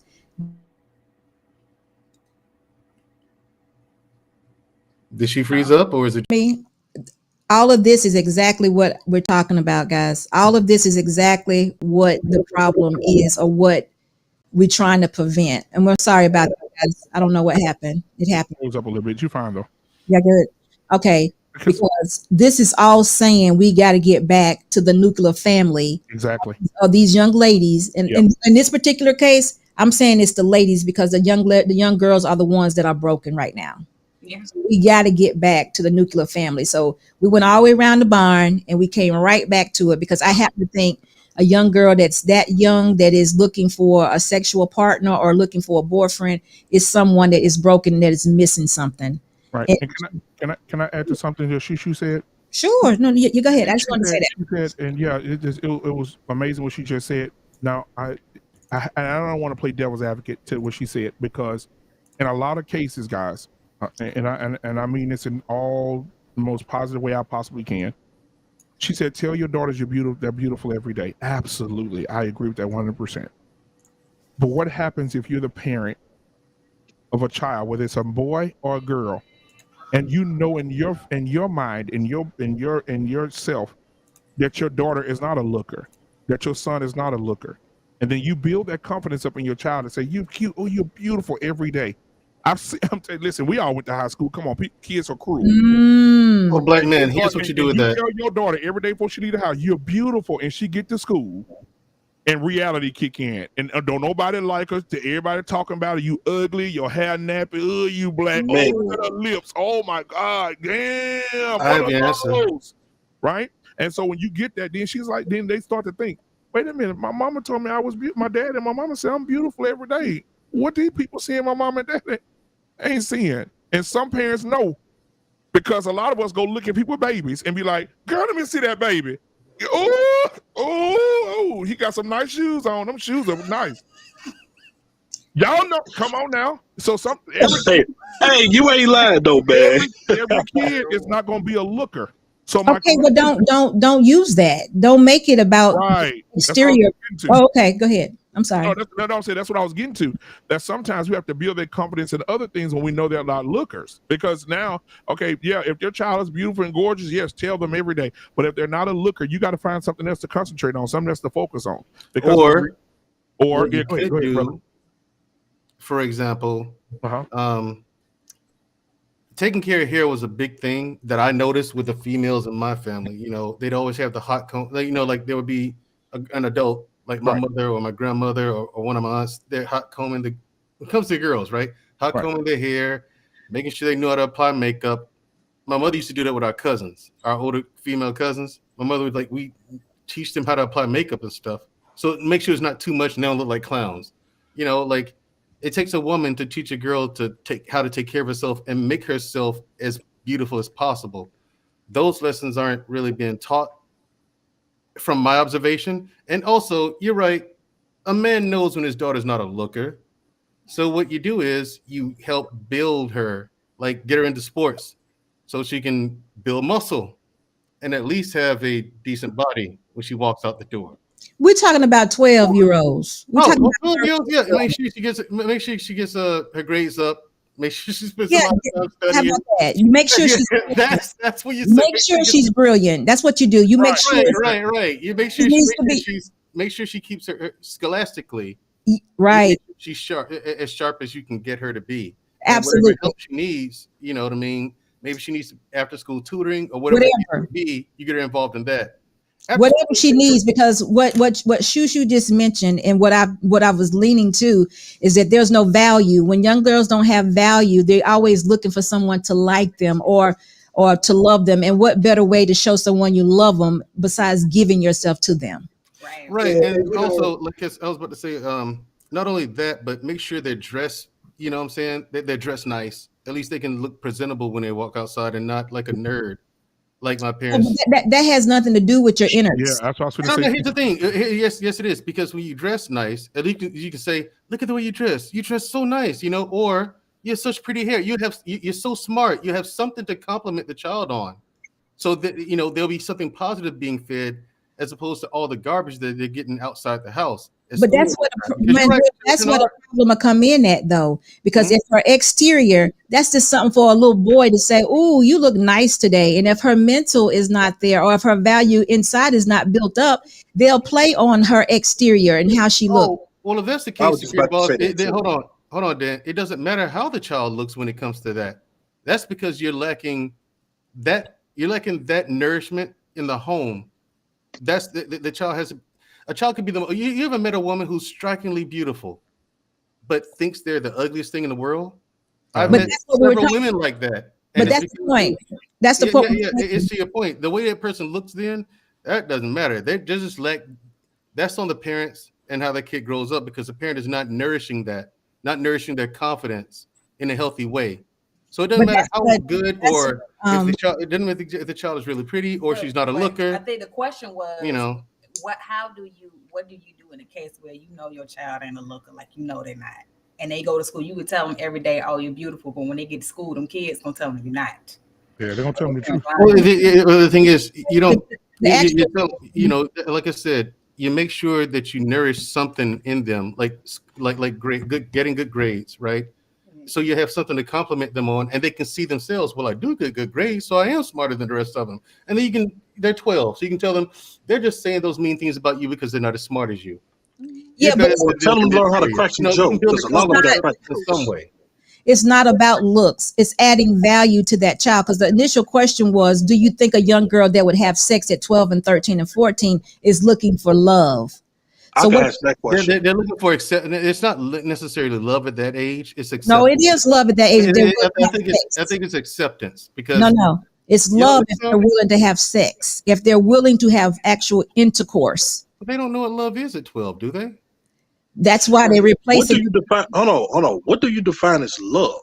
Yeah, because at 12 years old, listen, it's not listen, that's how a 12 or 13, 14-year-old mind is defining it. The closest thing they can get to it would be to have intercourse with a young man, because that's how we relate, grown-ups relate sex to love. Am I right about that? Do y'all agree with that?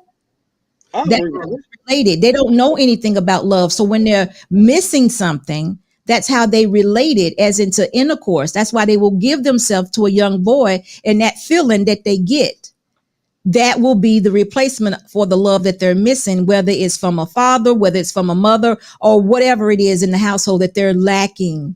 And it has nothing to do per se with their external. We just have to put value in them. And typically, or someone also mentioned too, that it could be a young lady that's been touched. If a young lady's been touched, her value is really low, because she thinks all of this is her fault. So she's looking for somebody to love her. This is all in her mind. I can answer. Okay, so I'm gonna answer that. Do I believe that 12, 13, 14, 15-year-olds go out there, which is that's a sign of resentment against their parents to do those things for look for young? Absolutely, because this is what I noticed though. Even as me being an adult and me being young too, I was out there young and see other young girls.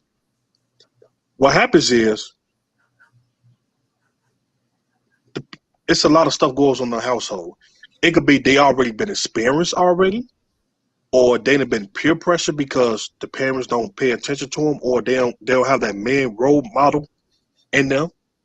I mean, they don't have the male role model in their house, and you got the adults doing what they want to do, which is to me that's selfish as hell. You're doing what you want to do, but you're not paying close attention to your kids, especially if they're going through something. And what happens is they get 13, 14, 15, and they start attracting the type of dudes who was in that lifestyle, like I was. I'm gonna be honest. You know what I'm saying? Or any other young boy that's out there who could provide some type of protection for them and all that because the parents ain't doing it. Then at the parents, then I explained this to a parent recently, like, hey, you need to talk to your daughter because if a lot of parents sit down and talk to their children and ask little simple basic questions, they will tell you. This is why this generation, they will tell you what's going on. What happens is they being ignored. So what happens is they start looking in other ways, other alternative ways. So let me give you a prime example. No, hold on for a minute, D-Dan. Mr. Steele, give me just a second. I'm going to read this super chat, and then we're going to go to Mr. Steele and D-Dan. We'll be right back. It's from Taipan. I'm an upper class. The Black women I know are beautiful, educated, well-earning, esoteria. Most are either single or cat ladies. It's not looks. It's poverty ideology. I might need to hear more about that because I think any young person could long for something. I don't think it has anything to do with their status or what they were brought up in. I think that Oprah is. Wait a minute, Black Man. Hold on, because I promise. Hold that thought. I don't think it's status, but that is a thought. I mean, I see what you're saying, that the poverty mentality could, because I guess we're equating that to having a broken home. There could be a longing for something, but I don't think it stops there, because I think sometime in the upper class community, young people often do things that may not be having sex, but they may turn to drugs. You're literally describing earlier. You were literally describing what that guy said in that super chat. He said it's not looks, it's not poverty, it's ideology. And you're saying you have to add value to put value into that kid's head, right? Exactly. That's what he's talking about, the ideology. And it's kind of the same thing I was trying to say, but I didn't do a very good job. But I thought he said poverty ideology. No, he said it's not poverty. Oh, okay. I read it wrong. Forgive me. It's not looks. It's not poverty. He put looks / poverty. He put a period there. He said the period. Ideology. So it's the ideology of the child. And I agree with you and the person, Taipan, who left that statement. It's the ideology. I'm sorry about that. I didn't see that last period, but I agree with you totally. I got it. I see it now. I agree with you totally. You're right. So with that being said, thank you for that super chat so much. And that comment, I definitely agree with. You're right. It's not about that. Go ahead, Mr. Steele. You've been having your finger up. Yeah. I wanted to say that it all goes back to sitting down with your children and telling them about the birds and the bees. I know you're doing that now, Black man. You're doing that now. I remember back in my days, there were lots and lots of parents who would sit down with their children and talk to them about the birds and the bees. You tell them about, how sex goes. They tell you about the consequences of what happens if you don't do the right things. When to do it, when not to do it, or what have you. And they also tell you, make sure you love yourself, for who you are, before you think about going into these activities. my dad, I think my dad and my mom both told me that if I do get somebody pregnant, I'm going to have to help take care of that child. And and and I could believe it because I could remember when I was in high school, I saw girls my age with baby bumps. And I was and that really, scared me. But and until this day, I always believe that if I get somebody pregnant, I'm going to help out, and I vowed to do this, and this is why it's very important to talk to your kids about these matters. Now the question is, what age do you start talking to them? Matter. That's it. I would say children start to shape Yo, their mindset, start to shape it about what, 9, 10. Yeah, you gotta start early now. Well, let me tell you something. You gotta go back to class and figure out what you need to combat too, because the things that they're teaching in the world or in public school is a whole lot more deep than most parents are willing or wanting to go with their children at that age. So you really got to go back and get some education yourself on all the different things that are being taught in schools. Period. Right. All the different things that they're seeing, because it's some stuff, y'all. Yeah, y'all don't think y'all understand. It's some stuff. Right. And I can remember, going to school, my health teacher, would give us a little sex education as well. Right. And also, he also gave an illustration of how to properly put on a condom. Right. He actually did that. I mean, but guess what? Nobody tells you how to identify with your best friend who is a boy now is identifying as a girl. I personally have a problem with that. But I mean, one thing at a time, security boss. That's the whole. No, I'm just saying whether we talking about teaching sex education to our children. Right. I'm saying that's some things that they have to. There's things that they see as real life. We have to get some education on that ourselves to be able to teach the younger generation on how to actually think about that instead of just letting it go and letting the world teach them. But Black Man, you had something that you wanted to say, and then after that, I'm gonna do the super chat. Well, or do you want me to do the super chat first? Right before, and then I'll make everybody's mouth open real quick, and then you can read the super chat. So I remembered this story, so I pulled it up. When you talk about how early do we talk to them? Yeah. In an elementary school, there were 5 6-year-old boys. Oh no. That ganged raped another little boy. A 6-year-old can do that? Oh my God. They were standing. I'm reading it right here. They were standing in a circle, making the little boy give oral sex to each of the little boys, and all of them were the same age, 6 years old. What the fuck? So that's what I mean when you got to start early, because if those 6 boys got together and planned to do that to another little boy, imagine what's going through the mind of a 5 and 6-year-old today in 2020.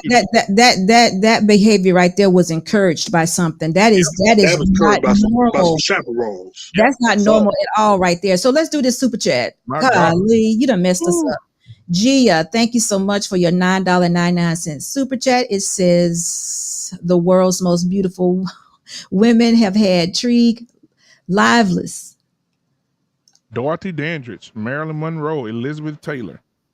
I don't know about Elizabeth. Elizabeth was ran. Oh no, Elizabeth was beautiful. She was, but she served more men. Beauty is a volatile and diminishing asset. Women would be better to focus on other things. You are absolutely, because you know what? A lot of women that are beautiful, they say, are empty. They have no. I think Black Man started the day off by saying, "There's nothing going on up here." Nothing. Yeah, echo. Right, but guess what, Gia? You get the money line song. Money line, I'ma run it every time. Give me mine, going up, need no decline. Money line, I'ma run it every time. Give me mine, going up, need no decline. Yeah. Mrs. Kid, you like that big old boom, don't you? Yeah, I think I seem to enjoy it. Oh, good. We on lock. How are you, sir? Great. How about yourself? Doing well. You've been catching us a little late lately, haven't you? I've been quite busy and recovering from, the vid and everything else. So recovering from what? The vid. Really? Oh, I'm sorry to hear that, but I'm glad you're here. Thank you. Wow. Well, you are so. Oh my Mandra, I thought we discussed this. I'm just saying, dude. I mean, where's your cape? Just asking. He decided to take his superhero suit off today for you, security boss. This is not about this is an imposter today. This is not. Listen, we're gonna get back to it. I'm glad to see that you're here, and I hate as am I, sir. How are you doing? What do you have to add to this? What do you think? Do you think the reversal or the overturn of Roe versus Wade is going to do to our hookup culture? Do you think it'll change it? Do you think people are stop doing what they do? What do you think? What are your thoughts? As I learned throughout the weeks, no, because if they can afford it, they'll do whatever they can to fly out, and depending on what city and state it is, and they'll do what they do. But unfortunately, luckily, I had parents to teach me that if you to bring a child into this world, it's your responsibility, because it starts with you and the other person. I mean, if you brave enough to lay down with her, then you're brave enough to take care of the child that's going to come into this world. And I was also, I think I was in the third or the fourth grade when we had sex education. And I think I was 7 or 8 years old. And we were taught everything, talking about contraceptives, talking about diseases, talking about how we were shown pictures of what the female parts look like when it's not treated. Same thing with the male. It's all included in that. What do you mean not treated? Not treated for what? Like it was disease? Yes. Treated. Oh. If you had a venereal disease, if you had syphilis, gonorrhea, all that, we were taught everything. We were taught the responsibilities of the use of a condom, how to use it. Pretty much everything was included in that. So I would say at a good early age, I would teach my children, not quite yet, because me and the missus had a discussion about that, and we keep a close eye on our children. And I mean, my daughter, she's about to turn 11 after my birthday, which is in July 6th. Her birthday is on July 9th or July 29th. So sometime at this year, it'll be high time for me and the missus to sit down with our child, our oldest child, and have that conversation. Have that conversation about the birds and the bees and everything. So let me ask you a question. I want you to try to remember. After going through that course as a 9-year-old, do you remember how it impressed upon you? Do you recall what you were thinking and feeling? It was disgusting. So you had some sort of fear? Yeah. I was like, I don't want none of that. I mean, a doctor visit would scare me at that age. Okay. But it wouldn't scare me now, because it's like I'm older. It's like you go through life, you go through everything in life at an old age. But at that age, no, you don't want to do all that. I mean, there's consequences and repercussions to everything that you do. I'm just wondering, how long does that actually hold you? Because we know that those pictures of a diseased vagina or penis would be awful and scary for some young person. But I'm almost thinking we need to kick in something a little later on at around 18, 17, 16, 17, because we ain't scared no more. We realize that, that's just a picture. Some people even say you're trying to scare me. Continuously speak with your children about life in general. Okay. Have those particular talks. Okay. So if young people, adults that are in the chat that got 15, 16, 17-year-old kids in their life or someone that they know, are we having these repeated conversations with our children about sex? I want to know if we're having these repeated conversations. I think that we're sugarcoating it. It's at a point now where like certain STDs or STIs are actually normalized. Oh, wait a minute. What? Wait. Chlamydia, it itself is like it's normalized now. Yeah, what do you mean by normalized? Like normalized as in, oh, you had it? Yeah, man. Yo, man, I had it last week too, man. What point did we normalize this? Yeah. Like I'm so serious. Like it's have been normalized now. Shoot, you an act. Listen, the nurse Fancy said they are laughing. No, they are laughing about it. Yeah, shoot, you an actor. Watch this. You the girl. I'm the dude. Hey, you my best friend. Hey, shoot. Girl, you ain't gonna believe I got chlamydia. What? Girl, me too. Oh, girl, but it was good though, wasn't it? It was good though, wasn't it? It was worth it. That's what they doing. What was good? The D. It was good, but wait a minute. It was good, but when you got up, you didn't. You had to take it with you. You left some behind. Yep. Okay, so y'all already know that there's a big problem. Yep. I'd like to answer the question though.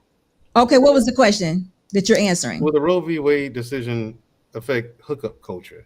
Yes, you can answer. No, it won't. No, it won't. Nah. So if it won't affect it, then our next problem. Well, the thing is, they're hoping that the baby production will exacerbate. That's the goal of reversing the decision. They're hoping that it goes horribly, and they have and babies just get born. That's the idea. They're trying to get the numbers up. Another baby boom. Yeah, they want a baby boom. That's the reason why they did this. So, no. So let's think about it, because I need the culture being promoted, and if anything else, if it does slow down, they're gonna throw money at promoting it, putting it in movies, television commercials, music. Yes, they will actually throw money. We're already there, though. That's where we are now. It can get worse. Right, security boss. Before you do that super chat, that's why I pulled this up. Do you guys remember about 9 years ago? 18 girls got together and said we're gonna get pregnant our junior year. Yep. Y'all remember that? It was called they made a pact, and all of them just started having sex, just sex. They made a movie about it. They made a Lifetime show about that. All 18 of them got pregnant. Now 9 years later, all their kids are friends and they're attending school together. Yeah, but the difference is those girls had those babies and kept those babies. That was their intentions. That's totally different. That's crazy too. Now, don't think. Yeah, that's crazy. But what we're trying to prevent is terminations, deletions. We're trying to add life. Hold on for one moment. We unlock. Let's look and see what Green-Eyed Baby has said here. Thank you so much for your $20 super chat. And teaching kids to love themselves is the key. That's what we're talking about. We got to figure out how to do that.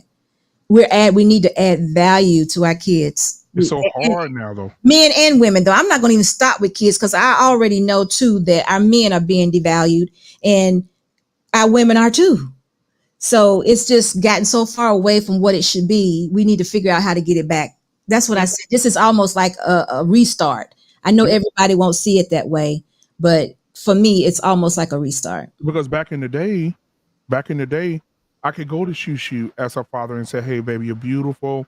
Look at this, look at that." There was no social media, right? Right.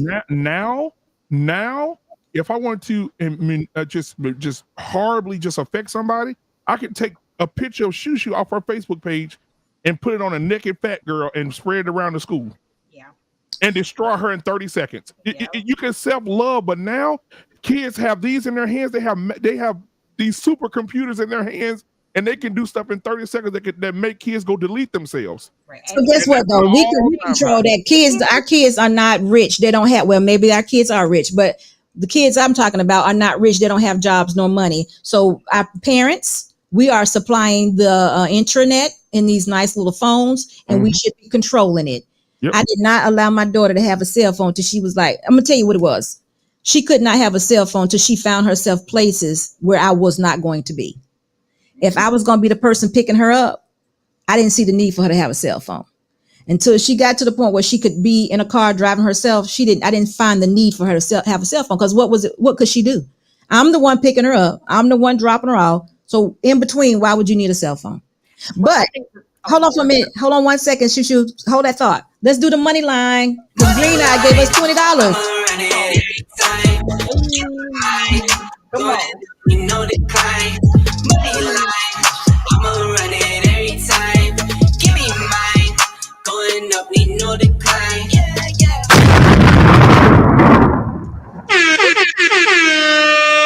So, Shushi, we're gonna go to you, but I'm gonna end my statement with this.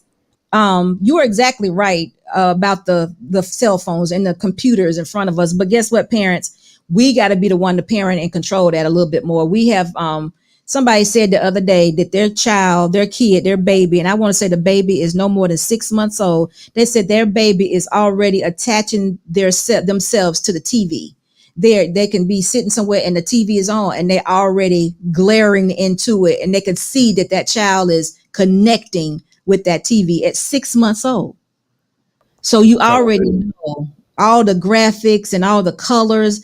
It just takes over. The influence that the internet has on our children is overwhelming. So we gotta take control over it. But go ahead, Shushu. Let Shushu complete that thought. I think that something that we kind of forget, because for us it's been like so long since we've been that age, the power of social influence and the priority it has in children's lives. Like, you know, and even I can even remember like being a teenager, certain things my mom would say to me, like, "Oh, you're beautiful, oh, this and that." But in my mind, I'm like, "But you my mom, you supposed to say that." You know what I'm saying? So like, I wouldn't expect you to call me ugly. You my mama. But like, you know, you hear the stuff kids say at school, and that actually has more power than a lot of times what your parents say to you. And it's hard because, you know, when it's easy to say, okay, don't let your kids on social media. Well, if they go to school and all their friends and everybody else is on social media, they gonna feel left out. Yep. They gonna feel like I'm the oddball out. But this is when you show them that love. I understand exactly what you're saying. I get it. But guys, listen, we got to be better parents, even though I understand. And I did the same thing you all did. I'm not knocking anybody. And I know y'all ain't got kids. I'm just saying. But we are seeing this thing go crazy. And it's time for us to put our money where we should have always put our money. And that's into our kids, which is the next generation. We may not need, No, I was going to tell you what I was going to add to what you said. The New York Post said the most phone usage and internet usage is between the ages of 4 and 16. See, we can control that. I don't care what my child, and this is not real because I don't have them, but I wouldn't care what my child said about what the other children are doing. I would want to and try to so much. I'm older now, guys. I would not allow my child to go to public school, first thing and foremost, because it's too much influence. Y'all already know social media influence grown folks. Grown folks. What do you think it's doing to kids? So we got to stop with the excuses. And I understand. And it's the same thing with the Jordans. Ma, he got Jordans. So guess what? You out there trying to get them Jordans. Ma, they got a cell phone. And then I get it. I understand all the pressure. But that's when that value, we got to kick it up. If we got to teach that child, go put that child in some kind of program, gymnastics, karate, something to take their mind off of what other kids are doing, then that's what we got to do. We got to refocus. And, you know, that's why we have to be real intentional when we having kids. You can't do what I'm talking about with 5 kids. It's impossible. It's impossible because you got to be spread around. Unless you got like a village, you can't do it. But if you got 2 kids, you got to put that time in, because otherwise we possibly will lose them. And I don't want to lose my child to, because we're doing it every day. Just think it's when your child come home and now they left a young man and now they're saying, I want to identify as what was it that little boy was identifying with? Was it a bird or something like that? Something different. It was an animal. Yeah. And the child was so confused because that's straight up confusion. Right. And it's like, wow, how can I help my child now? You don't be abusive to them and fuss at them because their mind just has played a trick on them. We got to get that back to where it's supposed to be. So let me say with technology, because I'm a tech head. So when technology is being so huge right now, I can tell my child, you're not getting a phone until you're going to be somewhere that I'm not. You definitely can. Right. And when you tell your child that, what's going to happen is, going back to what Shushu said, to keep our kids' minds off of that, go put them in karate. Now, let me break this down. When they go to karate, they're going to be kids that are using their cell phones to call mom and say, I'm ready. When they go to school, they're going to be kids that, watch this, they're going to be little boys in a circle looking at videos on their phone. Now, you don't have to have no phone. They're going to be like, he's going to be like, what you looking at, man? Come look at this. And they could be watching sex. And they can introduce sex to your child, and then your child don't even have a phone. It's so much. I understand, but we still have to. Let me tell you something. There are people doing exactly what I said to do, and it's working. There are people, the Mormon. There are people doing this now. Sure. There are people who have control per se over their children and what they're exposed to till they get to a certain age. It is happening. We just can't give up. And I know it's real easy to give up. I mean, we can be like, Lord, it's all around them. But if you're saying that, then you still got to keep checked in, because you got to understand what they're listening, and you got to hear it. You got to figure out what they're listening to, because that stuff could really alter their minds. So let me do the super chat. Thank you, Jack, for your super chat. He says, sounding the alarm. I like that. If men want to have no responsibility for financial duties of being a father, does he also consent to having no say if his son becomes a daughter? Can I please, listen. Do I need to read that again? Yeah, I read it. Sounding the alarm. If men want to have no responsibility, which we didn't talk about that tonight, no responsibility for financial duties of being a father, does he also consent to having no say if his son becomes a daughter? So basically what this young man is saying here, thank you for the $50 super chat, he's saying that we don't want the financial responsibilities of the child, so don't get upset and try to make a decision for your son when your son wants to become a girl. Oh, slow down. Let me make sure. I think what he's saying is the same thing I just said, because there are so many different influences and we don't know how our kids process things. So we have to do whatever it takes if we're going to have the children. So what Jack is saying, we got to stay dialed in, and we can't come with any excuses. That's what he's saying. But before you give your answer, Black man, let's give him a super chat, because we thank him let's give him the money line song, because we thank him for his super chat. Money line, I'ma run it every time. Give me mine, going up, need no decline. Money line, I'ma run it every time. Give me mine, going up, need no decline. Yeah. So listen, I want to say this really quick, because Just Jay just made a comment. She said that these exercise channels, these workout channels on YouTube are soft porn. Y'all know. Is that true? Indeed. Wow. So here's the thing. She's talking about some of the outfits that some of the women wear. Right. Okay. That's what she's talking about. But to be honest, I can't say that it doesn't exist just because I haven't seen it, but I haven't seen it. Anytime I see an exercise channel on YouTube, the worst I've seen are those compression shorts. That's it. I haven't seen them wearing anything like next to nothing. There's naked. Like Whoa, Real Film. Hey, Real Film, how are you? She said there is naked. I have never heard of that. I heard about that. Naked yoga.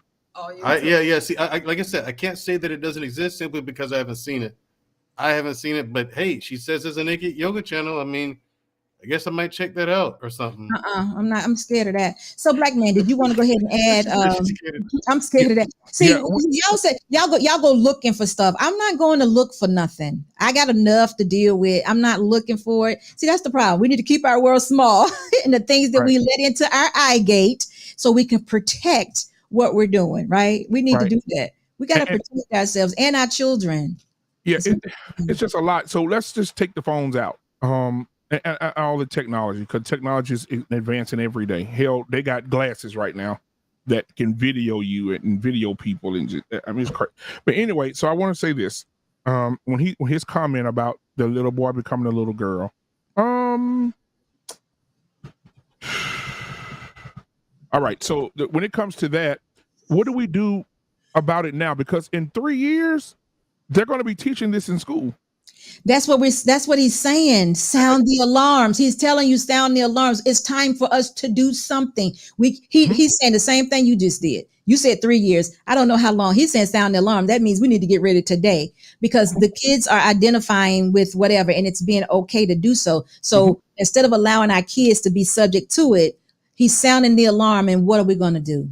Right. So I'm saying try your best to protect your children as much as you can. Now, the world is the world, but try to make it as small as you can. But let me read the super chat before we go on.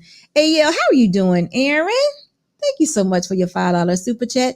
At 2, my son loves the tablet. 2, y'all at 2. But he only watches educational videos. You got to just be careful, Aaron. He taught himself the Russian alphabet last week and learned about black holes. See, listen, that's the problem with the internet. It's very good and it's also very bad. So that's what we have to watch. But he says at 2, and his son knows how to use it at 2. Yep. Yeah. There's videos on TikTok of little babies 1 and 2 years old. The mama throws the tablet, the Apple iPad on the bed, and the baby will climb up on the bed like this here and just slide over there and unlock the dang pad and hit the damn app and start playing on it. So video games on those. To be fair, that's not a bad thing. It depends on the content that the kid is consuming on the iPad. If it's something educational, teaching them their ABCs, 1, 2, 3s, all fair and good. Right. If the kid is that young, 1 year old, and knows A, B, C, that's fantastic. You know what I'm saying? At 1 year old, and they can unlock the iPad, there's good in that. It is. But here's the thing: you have to monitor. We are agreeing with you. We're agreeing with you. But I've heard of something, and y'all can help me out with this, and then we're gonna do the super chat. Real Film, if you're not busy, you can definitely come up. We're welcoming you. But I have heard of those lots of electronic devices being hijacked, where people are some kind of way getting into your devices, and they're, what do you call it when you're spamming things? You know, your child might be looking at something, but all of a sudden you start spamming. For an example, they said that the Kardashian girl, her son was spammed by her sex tape. Did y'all remember hearing that? Yeah, he ended up seeing her sex tape. So you get what I'm saying? There's a way. Yeah, I know it's terrible, but it was a way that somebody made that happen. And all I'm saying is just protect them as much as you can, because the internet is very good. Listen, it got everything you want on there. You can find out how to do any and everything. So I'm not saying no to it. I'm saying just try to protect them. Like Black Man just said earlier, at about 15, they said you no longer need to watch your child, right? So who tells you at 15 you no longer need to watch your child? Right. Who gets to say that? Right. And what happens if the law says that, and then you reprimand your child and somehow get to the law, and the law tell you, security boss, this boy is old enough to make his own decisions. You don't supposed to do anything to this child. You can't tell him what to do. You can't lock his phone if the law is against you now. So let me say something, and then we're gonna do the super chat. That actually happened when my child went to college. When my child went to college, and I'm standing in there talking to the people, the financial aid office, and they're saying, "Ma'am, your child's 18. I really can't talk to you." Yeah. And I'm paying for it. I'm trying to tell you. I was just about to say that. Okay, well, I don't. If you don't have to talk to me, you don't take my money. Right. How about that? It wasn't my child that was saying that. The college was saying that. I know. Tell that to the college. Then on top of this, give me but that don't help my child. They don't help your child though. They don't help my child. I'm just telling you what the rules and regulations are, and I'm sitting here looking at them like, what? I know my child is a child. You telling me because she's 18 that she can't talk to me, so she gonna stand right here beside me. You gonna act like I'm not here, and that's what we get ready to do. So I'm just telling you, it gets crazy. But let's do this. Real Film, thank you for your $10 super chat. She said, like the video, y'all. She gets the money line. Money line, I'ma run it every time. Give me mine, going up, need no decline. Money line, I'ma run it every time. Give me mine, going up, need no decline. Yeah.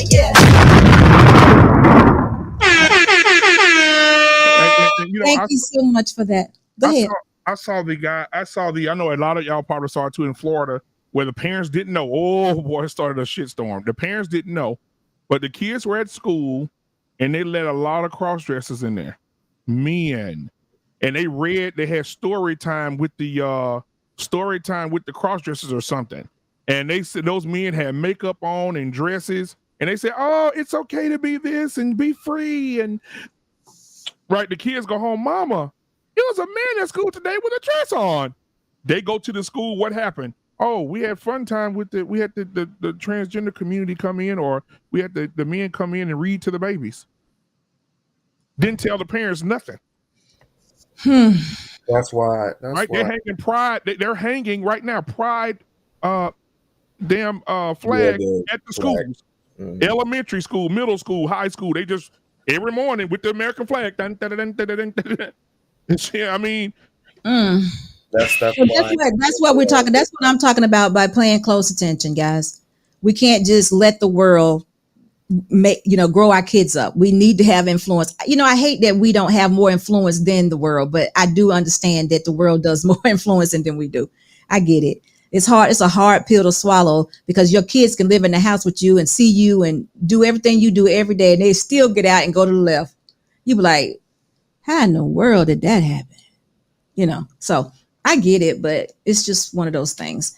So, yeah, it is. It very much is. So anyway, we're going to move along, but I appreciate everything that y'all are saying. Let's see what we got here.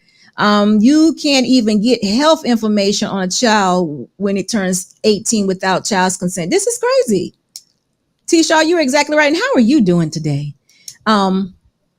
It's a big deal. So getting back to the topic, and then we've been here now like over 2.5 hours almost. I'm gonna let y'all end this unless someone else wanted to have something that they needed to say, because I'm convinced that the overturn of this I'm hoping that it reduces the hookup culture, but it just lets me know that our job is to get out in front of it and talk to the kids, because we don't need to be involved in this anyway. And nobody's saying that, nobody's making that. It's just, nobody's saying it, y'all. It's just like, I haven't heard anybody say it. Nobody's saying we're getting ready to, you got Planned Parenthood, but I thought Planned Parenthood was supposed to be the prevention also, but I'm understanding that it only does the opposite. Am I right about that? No, what it was, the Planned Parenthood started off like with, offering that service, but then it evolved into other services also, like actually offering like legit health care and stuff like that. Services. Because when it started, it what it was doing is it was saying that, hey, you can have terminations, but when black women would go into parenthood, they would make the black women sterile. Yeah. Yep. This is in recorded history. Yep. Okay. It's irrefutable fact. They were making our sisters sterile. I'm sure the professor is aware about this too. But it started off like that. So it's never, in my opinion, really been a good thing. So you're saying there's not a place that we can go as adults or 18 and over to get proper information. It's either termination or nothing. No, there's plenty of places to go get proper information. Where? Books. No. Everybody. A doctor's office. If it was that easy, then it is. No, it's not. Okay. They teach it in school, and the thing is, they teach it in school with they call it. They used to call it human development, but everyone knows it's sex ed. They don't do that They no didn't more. teach much about sex. They don't do that no more. But they never. Here's the thing: they never really taught much about sex. You learned about the STDs, human anatomy. Right. You learn about all that. You learned about the cause and effect of coitus, human intimacy. Right. You learn all these things, and you do learn about termination clinics and things like that. So if your kids are going to school, there's no way that they didn't learn this stuff. Like that's a confusing part to me. They say, I never knew that. My response, I don't believe you. You got a high school diploma? Yeah, you learned it.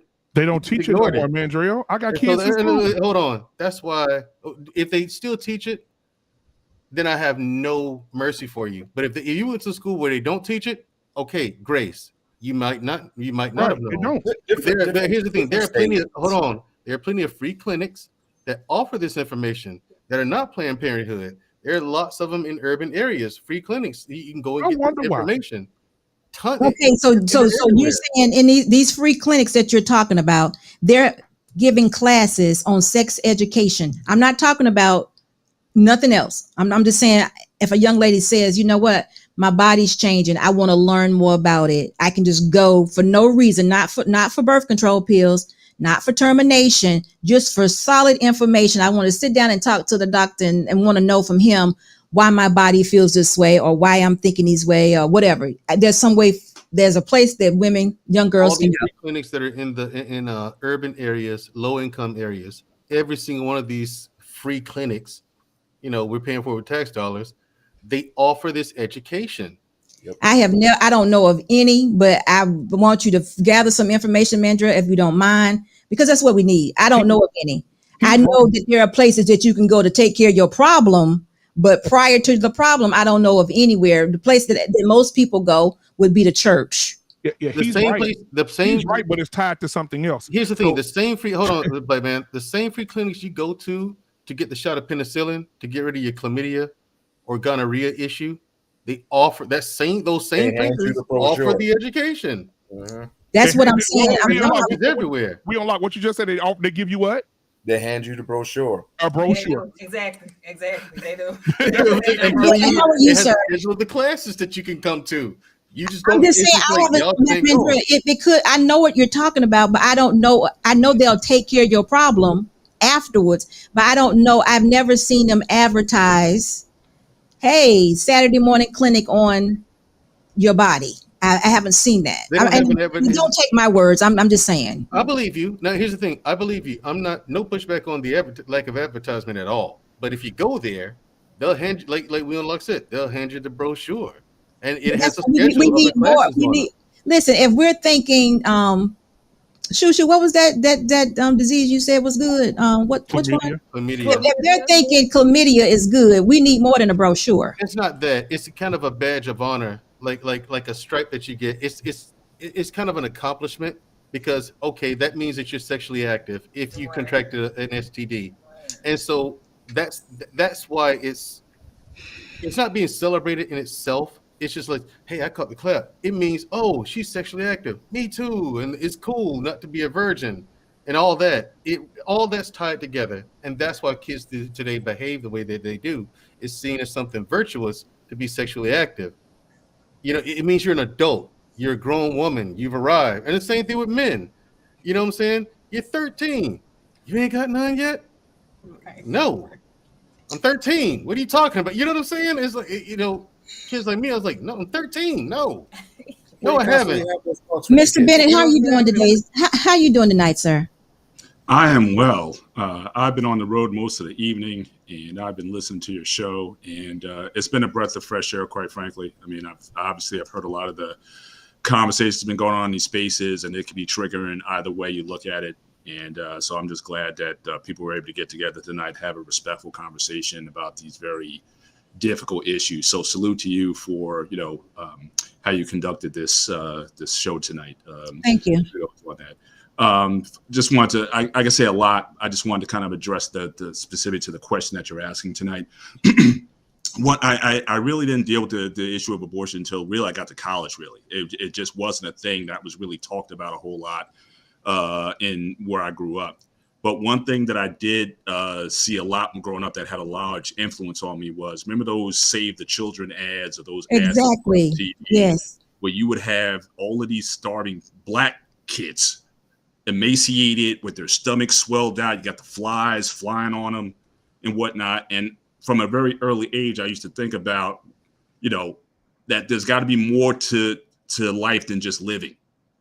And so you have these communities of people where women are birthing babies that that are going to die, but they're still having them. So that was a big thing. I used to rally for that in college. That says, you say that, women need to stop having children. Why are these women having these children knowing that they're going to be malnourished, that their chance of survival, the mortality rate of the women, and that you didn't even talk about that. You didn't talk about the mortality rates of the women that were having them, yet they were still having them.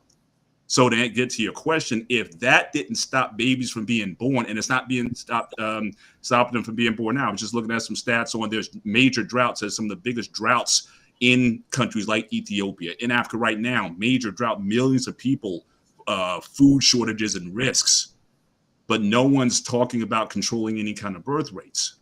So one thing for the whole issue, I've always looked at life more significantly than just living, just bringing a life into the world. But again, you're still going to be exposed to this human suffering that no one should be exposed to. So that's always been a major influencer on me when it comes to the issue, which I won't get into. But if it's not going to stop those women and those communities from still birthing children, then I don't see how it's going to stop or prevent the hookup culture from operating here, especially since now it's part of the culture. We're not these spaces we talk about how we used to be back in before 1965 and how Black people married. We're not the same people anymore. And to talk about going back to that conversation, we need a new way forward. How can we exist in the space that we're in and still, make sure that more of us are better off, more of us are in a better position to have families and sustain families and have the resources available to take care of who we have. So I think that overall, I'm not optimistic about, even with this decision, I don't think it's going to make a large impact on, especially in the communities where the most of us are. You understand, New York, LA, Chicago, Philadelphia, that's where most of us live. And those rules aren't changing. In fact, they're reinforcing them in those states to make sure that women are still going to have access to these reproductive rights. So again, ATL might be like the only exception, or Memphis, or some of these southern cities where a lot of Black people are, but it's going to remain pretty much where it is. So I think in these spaces, I think we like to talk a lot in our silos and our bubbles about like a particular philosophy about the issue, but we're not taking a look at the larger picture. I think the brother was on earlier. He was talking about some of those larger connections of what's really going on, which I really appreciated. But we're not, this isn't changing anytime soon. I see a delta change maybe, but nothing that's going to transform the lives of most Black people in America. I just don't see it. And so time will tell what the impact is going to have. But I'm pessimistic about what impact it's going to have in the current culture that we have. So there'll be more an economic change more so than anything that may get us to change things. But right. Not this. And just to add on to him, the thing is, we don't have the infrastructure in this country for all these unwanted children that would have been terminated. Well, and when they got the termination, that's a big argument. Was it actually a child to begin with? Was it ever actually a child to begin with? But that's another debate. But we don't have the infrastructure. Orphanages are not really a thing. It is incredibly difficult for good people to adopt a child. I have friends, a married couple who really good friends of mine, married couple now trying to adopt a child. And they're having an incredibly hard time for no good reason. Right. She knows people who are trying to adopt. We don't have the infrastructure for it. So they're hoping, like I said, they're hoping for a baby boom. That's why they left it up to the states and they got rid of it. And that's why Obama, our president, only got like 1 or 2 justices. Trump in 2 terms. Trump got 3 in 1 term. They told you for decades, we're coming for that. We're coming for that. And the reason why they chose now is because now you're looking at the numbers. Yeah, it's a real problem. Let's go ahead and start fixing this now. Yeah. You know what I mean? So they start looking at numbers and whatnot on population. They're like, yeah, we're going to need to fix this. Let's go ahead and get this started. So you were talking about Trump. It came right after it. And hold on for a minute, Mr. Bennett. Let me just say hello to Allie. Allie, how are you doing tonight? Hello, Allie. We can't hear you. Oh, there you go. You can? I can now. Yes. Oh, okay. So I guess I'm gonna just speak into the mic. So I came on here because I heard you guys talking a lot about the public school system, and honestly, I think it works actively against minorities. So I'm Puerto Rican. There's a similar qualms with our communities, similar demographics and things like that. I also grew up in a very mixed family. We're Caribbean, and then we range in all skin tones and things like that. And I just noticed that if you're a minority growing up in a lower socioeconomic status, and you're in an urban city, cities are typically run by Democrats with progressive policies. And so I think that y'all might be a little bit I'm sorry, I'm not trying to be mean. I think y'all might be a little bit older, right, to be like aware of what's going on in the public school system. So basically, like these kids go to school and they're being indoctrinated by, you know, liberals, and mostly, I'm going to say, because I've been on college campus, it's mostly white liberals, and I don't like to do that, but we're going to take a page out of Malcolm X's book, okay? But this is what happens when you go to college now, and keep in mind, like, these are your public school teachers, so these are who are going to be teaching your kids, because everyone that's a teacher had to go to undergrad. They're trained to be an activist first and a teacher second, and so if your kid has, like, deficits, they don't care, because all they want them to do is, like, protest for a cause. Right. And like, that's a big problem. I live in Kansas. And so if it's happening here, it's happening everywhere. So yeah, I agree with Security Boss about, you know, homeschooling your kids. I'm very passionate about that. I don't have any kids myself, but that's what I would do. No Child Left Behind too really changed things in the educational system.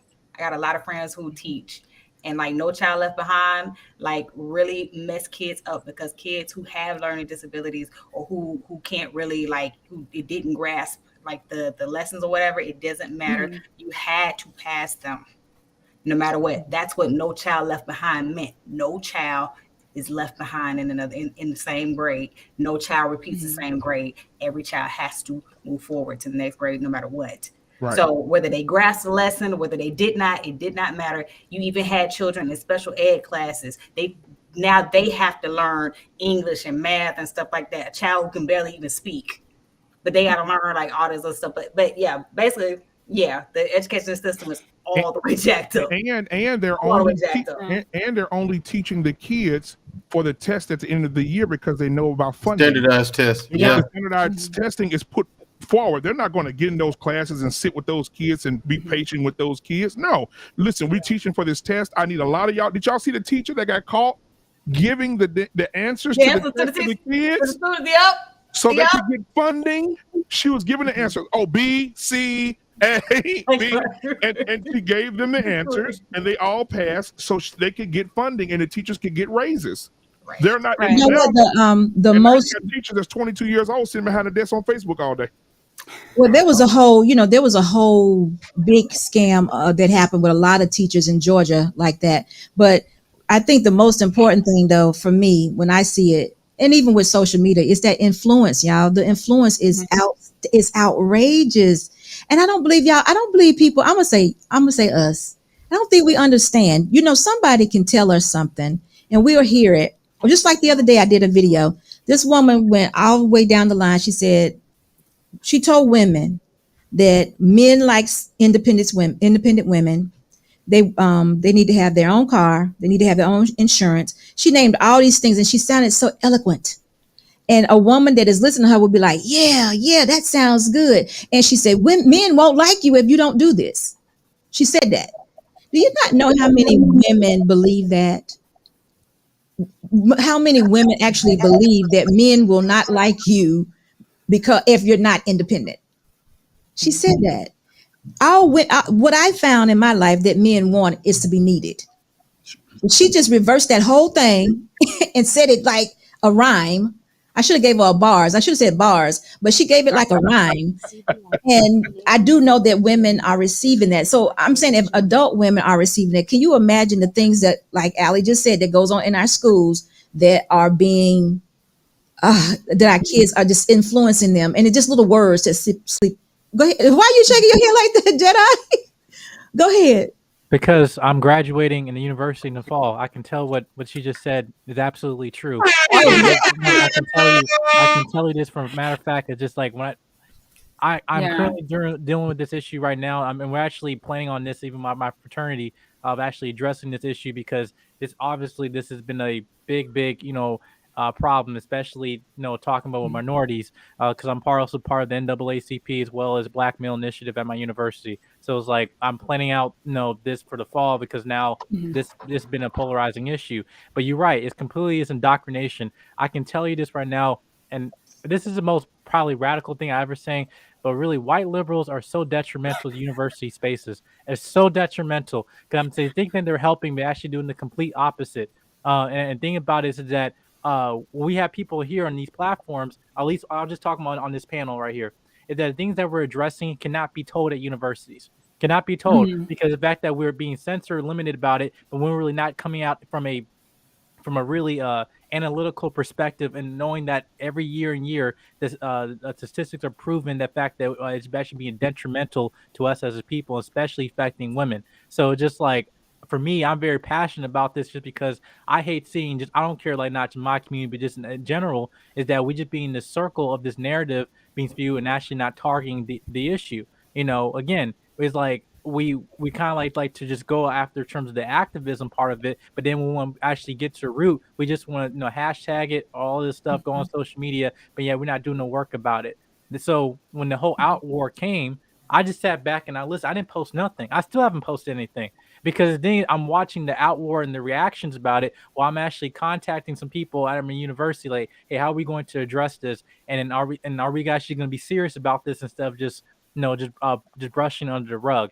So yeah, I just want to come to as from a university perspective. That's absolutely true. Thank you, Jedi. Okay, Canadian born, how are you? Good evening, my brothers and sisters, and my elder security boss. And I'm glad I joined into the conversation because this summer I'm glad I moved my kids from the public school sector and put them in the charter school. Because what the lady up there was talking about been happening here for how many years right now? What, 6, 7 years so far? I remember my older stepdaughter, I called up my daughter when she was going to an all-girls school in downtown Brooklyn. At one point was 75% all straight. By the time she graduated, they flipped the coin and almost 75% of the girls are gay. Wait a minute. Say that, wait a minute. They flipped the coin and said what? My stepdaughter, when she was in middle school, yes, she attended an all-girl middle school. When they first started that school, it was 75% all straight. By the time she graduated, a coin got flipped. Almost the whole entire school got flipped being gay. Imagine an all-girls school when they first started was 75% straight. When she graduated from that middle school, it was 75% gay. So explain what was going on in that school.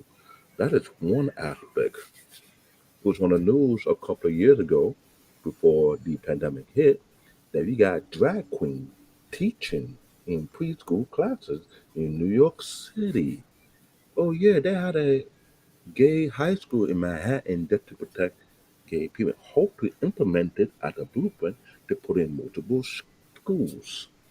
I used to work for the Board of Education that day. I've been to over 300 schools. I saw what's going on the inside. Been telling parents the same exact thing. I sound like a broken record player. I say, check your teachers that teach your kids. Go to the PTA meeting. Don't make no excuses. The problem is in New York City, when not many parents come to the PTA meeting, they push their own agenda. I told my son, my daughter, if anybody tell you that you're not a boy, not to my son and to my daughter, you're not a girl, please let the Papa Greedy Bear know so I can take a day off and visit that teacher. Wow. Okay, Black David, but that's not going to help anything, sir, because even if you leave the school, you're going to go to the listen. I'm telling you from experience from having babies. What you have to do is, again, we can talk to our babies, we can love on them, talk on them, love them, and that's what I do for my babies because I love them so much. But when we go to the store, the kids are going to have questions because while I'm in the checkout counter, there's a man over there with a skirt on and purple hair, and my son has hit me on the leg and saying, "Daddy, why that man got on a purple skirt?" And I have to explain that to him, right? I have to sit him down and say, "Son, okay," or my daughter will say, "Hey, Dad, why are those two ladies over there kissing by the Coke machine?" I have to sit down and explain this to them. So we can be upset, we can be angry, but at the end of the day, it says it's going to be at the schools, it's going to be in the streets, at the stores. Well, that's what you're supposed to do. You're supposed to do that as a parent. You're supposed to field questions, and those questions have to go to you guys because, like, these people think that they have to teach your kids their sexual expression. Like, legitimately, you guys should look into queer theory, okay? Because, like, basically, it's like, children should be able to do whatever they want with whatever stimuli they enjoy, right? Exactly. And they genuinely think that, like, your kids are born straight because you made them that way. That's number one. And then number two, you have to look into socio-emotional learning, and you have to see what your schools are teaching. If you guys aren't familiar with what's going on in your schools, what you can do is you can go to the local public library. You can see what's in the children's section and the teen section, and whatever's in the public library is going to kind of mirror what's in that public school. And you can also take a look at the New York Times bestseller list That way you can at least see a glimpse of what's going on, because most parents don't know. And some parents are busy working. Like, you know, some parents have 2 jobs, they're single mother homes. Like, you can't do it all, but we at least need to, we can put the pressure on them. Cause like I'm a thorn in these people's side where I live, and I'm just not going to stop, because there's a lot to lose when it comes to these kids, right? They can either like go like the really bad hypersexual route, you know, and they end up having like multiple babies and things like that, or other things like we're talking about Roe v. Wade, or, you know, they could kind of get lost forever. And I think that's too much of a risk. And I think like, yeah, you know, it's going to take a lot more energy than it used to, but I think we are in a position where we can't not risk that. And you know, just so y'all know, like these university people are in denial about Black Christians, right? Because like obviously they hate white Christians, okay, like we got that. But they're in denial that y'all have like legit Christian principles, right? They're like, no, like surely they don't believe that. I'm like, yeah, like they're in church. They don't know anything about the Black community. Lord have mercy. Oh yeah, they really don't. And that's what they're saying is they're not seeing the conservative or the Christian values are not being demonstrated. Well, that's because again, that's what they're saying. It's because they don't know in the private. They don't know anything about us. Well, I don't see how knowing you would. Okay, I'm gonna have to accept that. I don't see how knowing you. I'm not sure if I agree with that as far as the recognition. I think they recognize, but I think they're also recognize that they're exploiting. We work through coalition. We don't have the numbers or the resources to work without them. So again, where we got to was being in coalition with different peoples. We don't have the numbers to just be ourselves and we're going to stand, because you're right. Most of these people recognize that Black Christians are in a lot of ways more conservative than white ones. They know that already, but they know there's only 13% of us. And so how far are we going to get being as conservative as we are? So again, yeah, that's it. We got to look at the bigger picture here. This is a numbers game. Yep. You know, a lot of people, again, we make these points. It's what you're saying is true, but the conclusions that we come to based on the numbers doesn't always pan out. And so we have to recognize that we at 13%. We wouldn't have gotten to where we are unless we coalesced and we formed partnerships with people who, at least on the surface, said, "Oh, we support you and your issues," when other people didn't. And so that's how we got to where we are. We just don't have it, and it doesn't make any sense to argue or debate that. So these people are very intelligent and they know who we are. So I'm sorry, I just don't buy that. So, Mr. Bennett, you're saying that. You're referring to the statement that they recognize white Christians, they don't recognize Black Christians. You're feeling like that's two different people, two sets of different Christianities. Is that what you're saying? I think in a lot of ways they are, because again, at the end of the day, our values, again, that split in the church is real between us. That is a major wedge issue between us. But we have other parties, our survival, right? So again, I mean, a lot of what we've been talking about, all these things, that it's like there is an agenda going on to restore America. And so that's all of that is just dog whistle for a way of life and a population. And so for us, what are we going to do? We're not part of their plan to restore America. So again, any power that we're going to get is aligning ourselves with people who at least on the surface say that they support our issues, even though in the long run we can say, look, maybe they don't, and maybe that's why we need to be more independent thinkers, as you leaded your show with today. Absolutely. But still, that is the reason. That is the reason why all of this, all of these things. It's not about us. We don't matter enough, but we matter in a pool of other people. So again, that's where we are. We have to recognize that's where we are. So we have to play within our own interests, but we also need to learn how to play with others who may not share our interests. But again, compromise. We have to value our own interests first. I agree with that totally. I understand, but we have to work in compromise. And that's a dirty word today, because everyone, again, is so absolute. I mean, on this issue, everyone is so absolute in their positions. This is a zero-sum game that we made this into. You talked about what are some solutions. I have solutions that I would like to introduce. Please. Wants to hear that because they think I'm going to get heat from one group or another because I'm quote unquote compromising. But this is a virtue issue on both sides. And when you have these virtuous ideologic peoples, you're never going to get anywhere with that. Hold that thought, Mr. Bennett. Let's give Sir Hale. Sir Hale, thank you so much for your $9.99 super chat. And he just says, Sir Hale Speaks Network. Thank you. Get the money line. Money line. I'ma run it every time. Give me mine. Going up, need no decline. Money line. I'ma run it every time. Give me mine. Going up, need no decline. Yeah.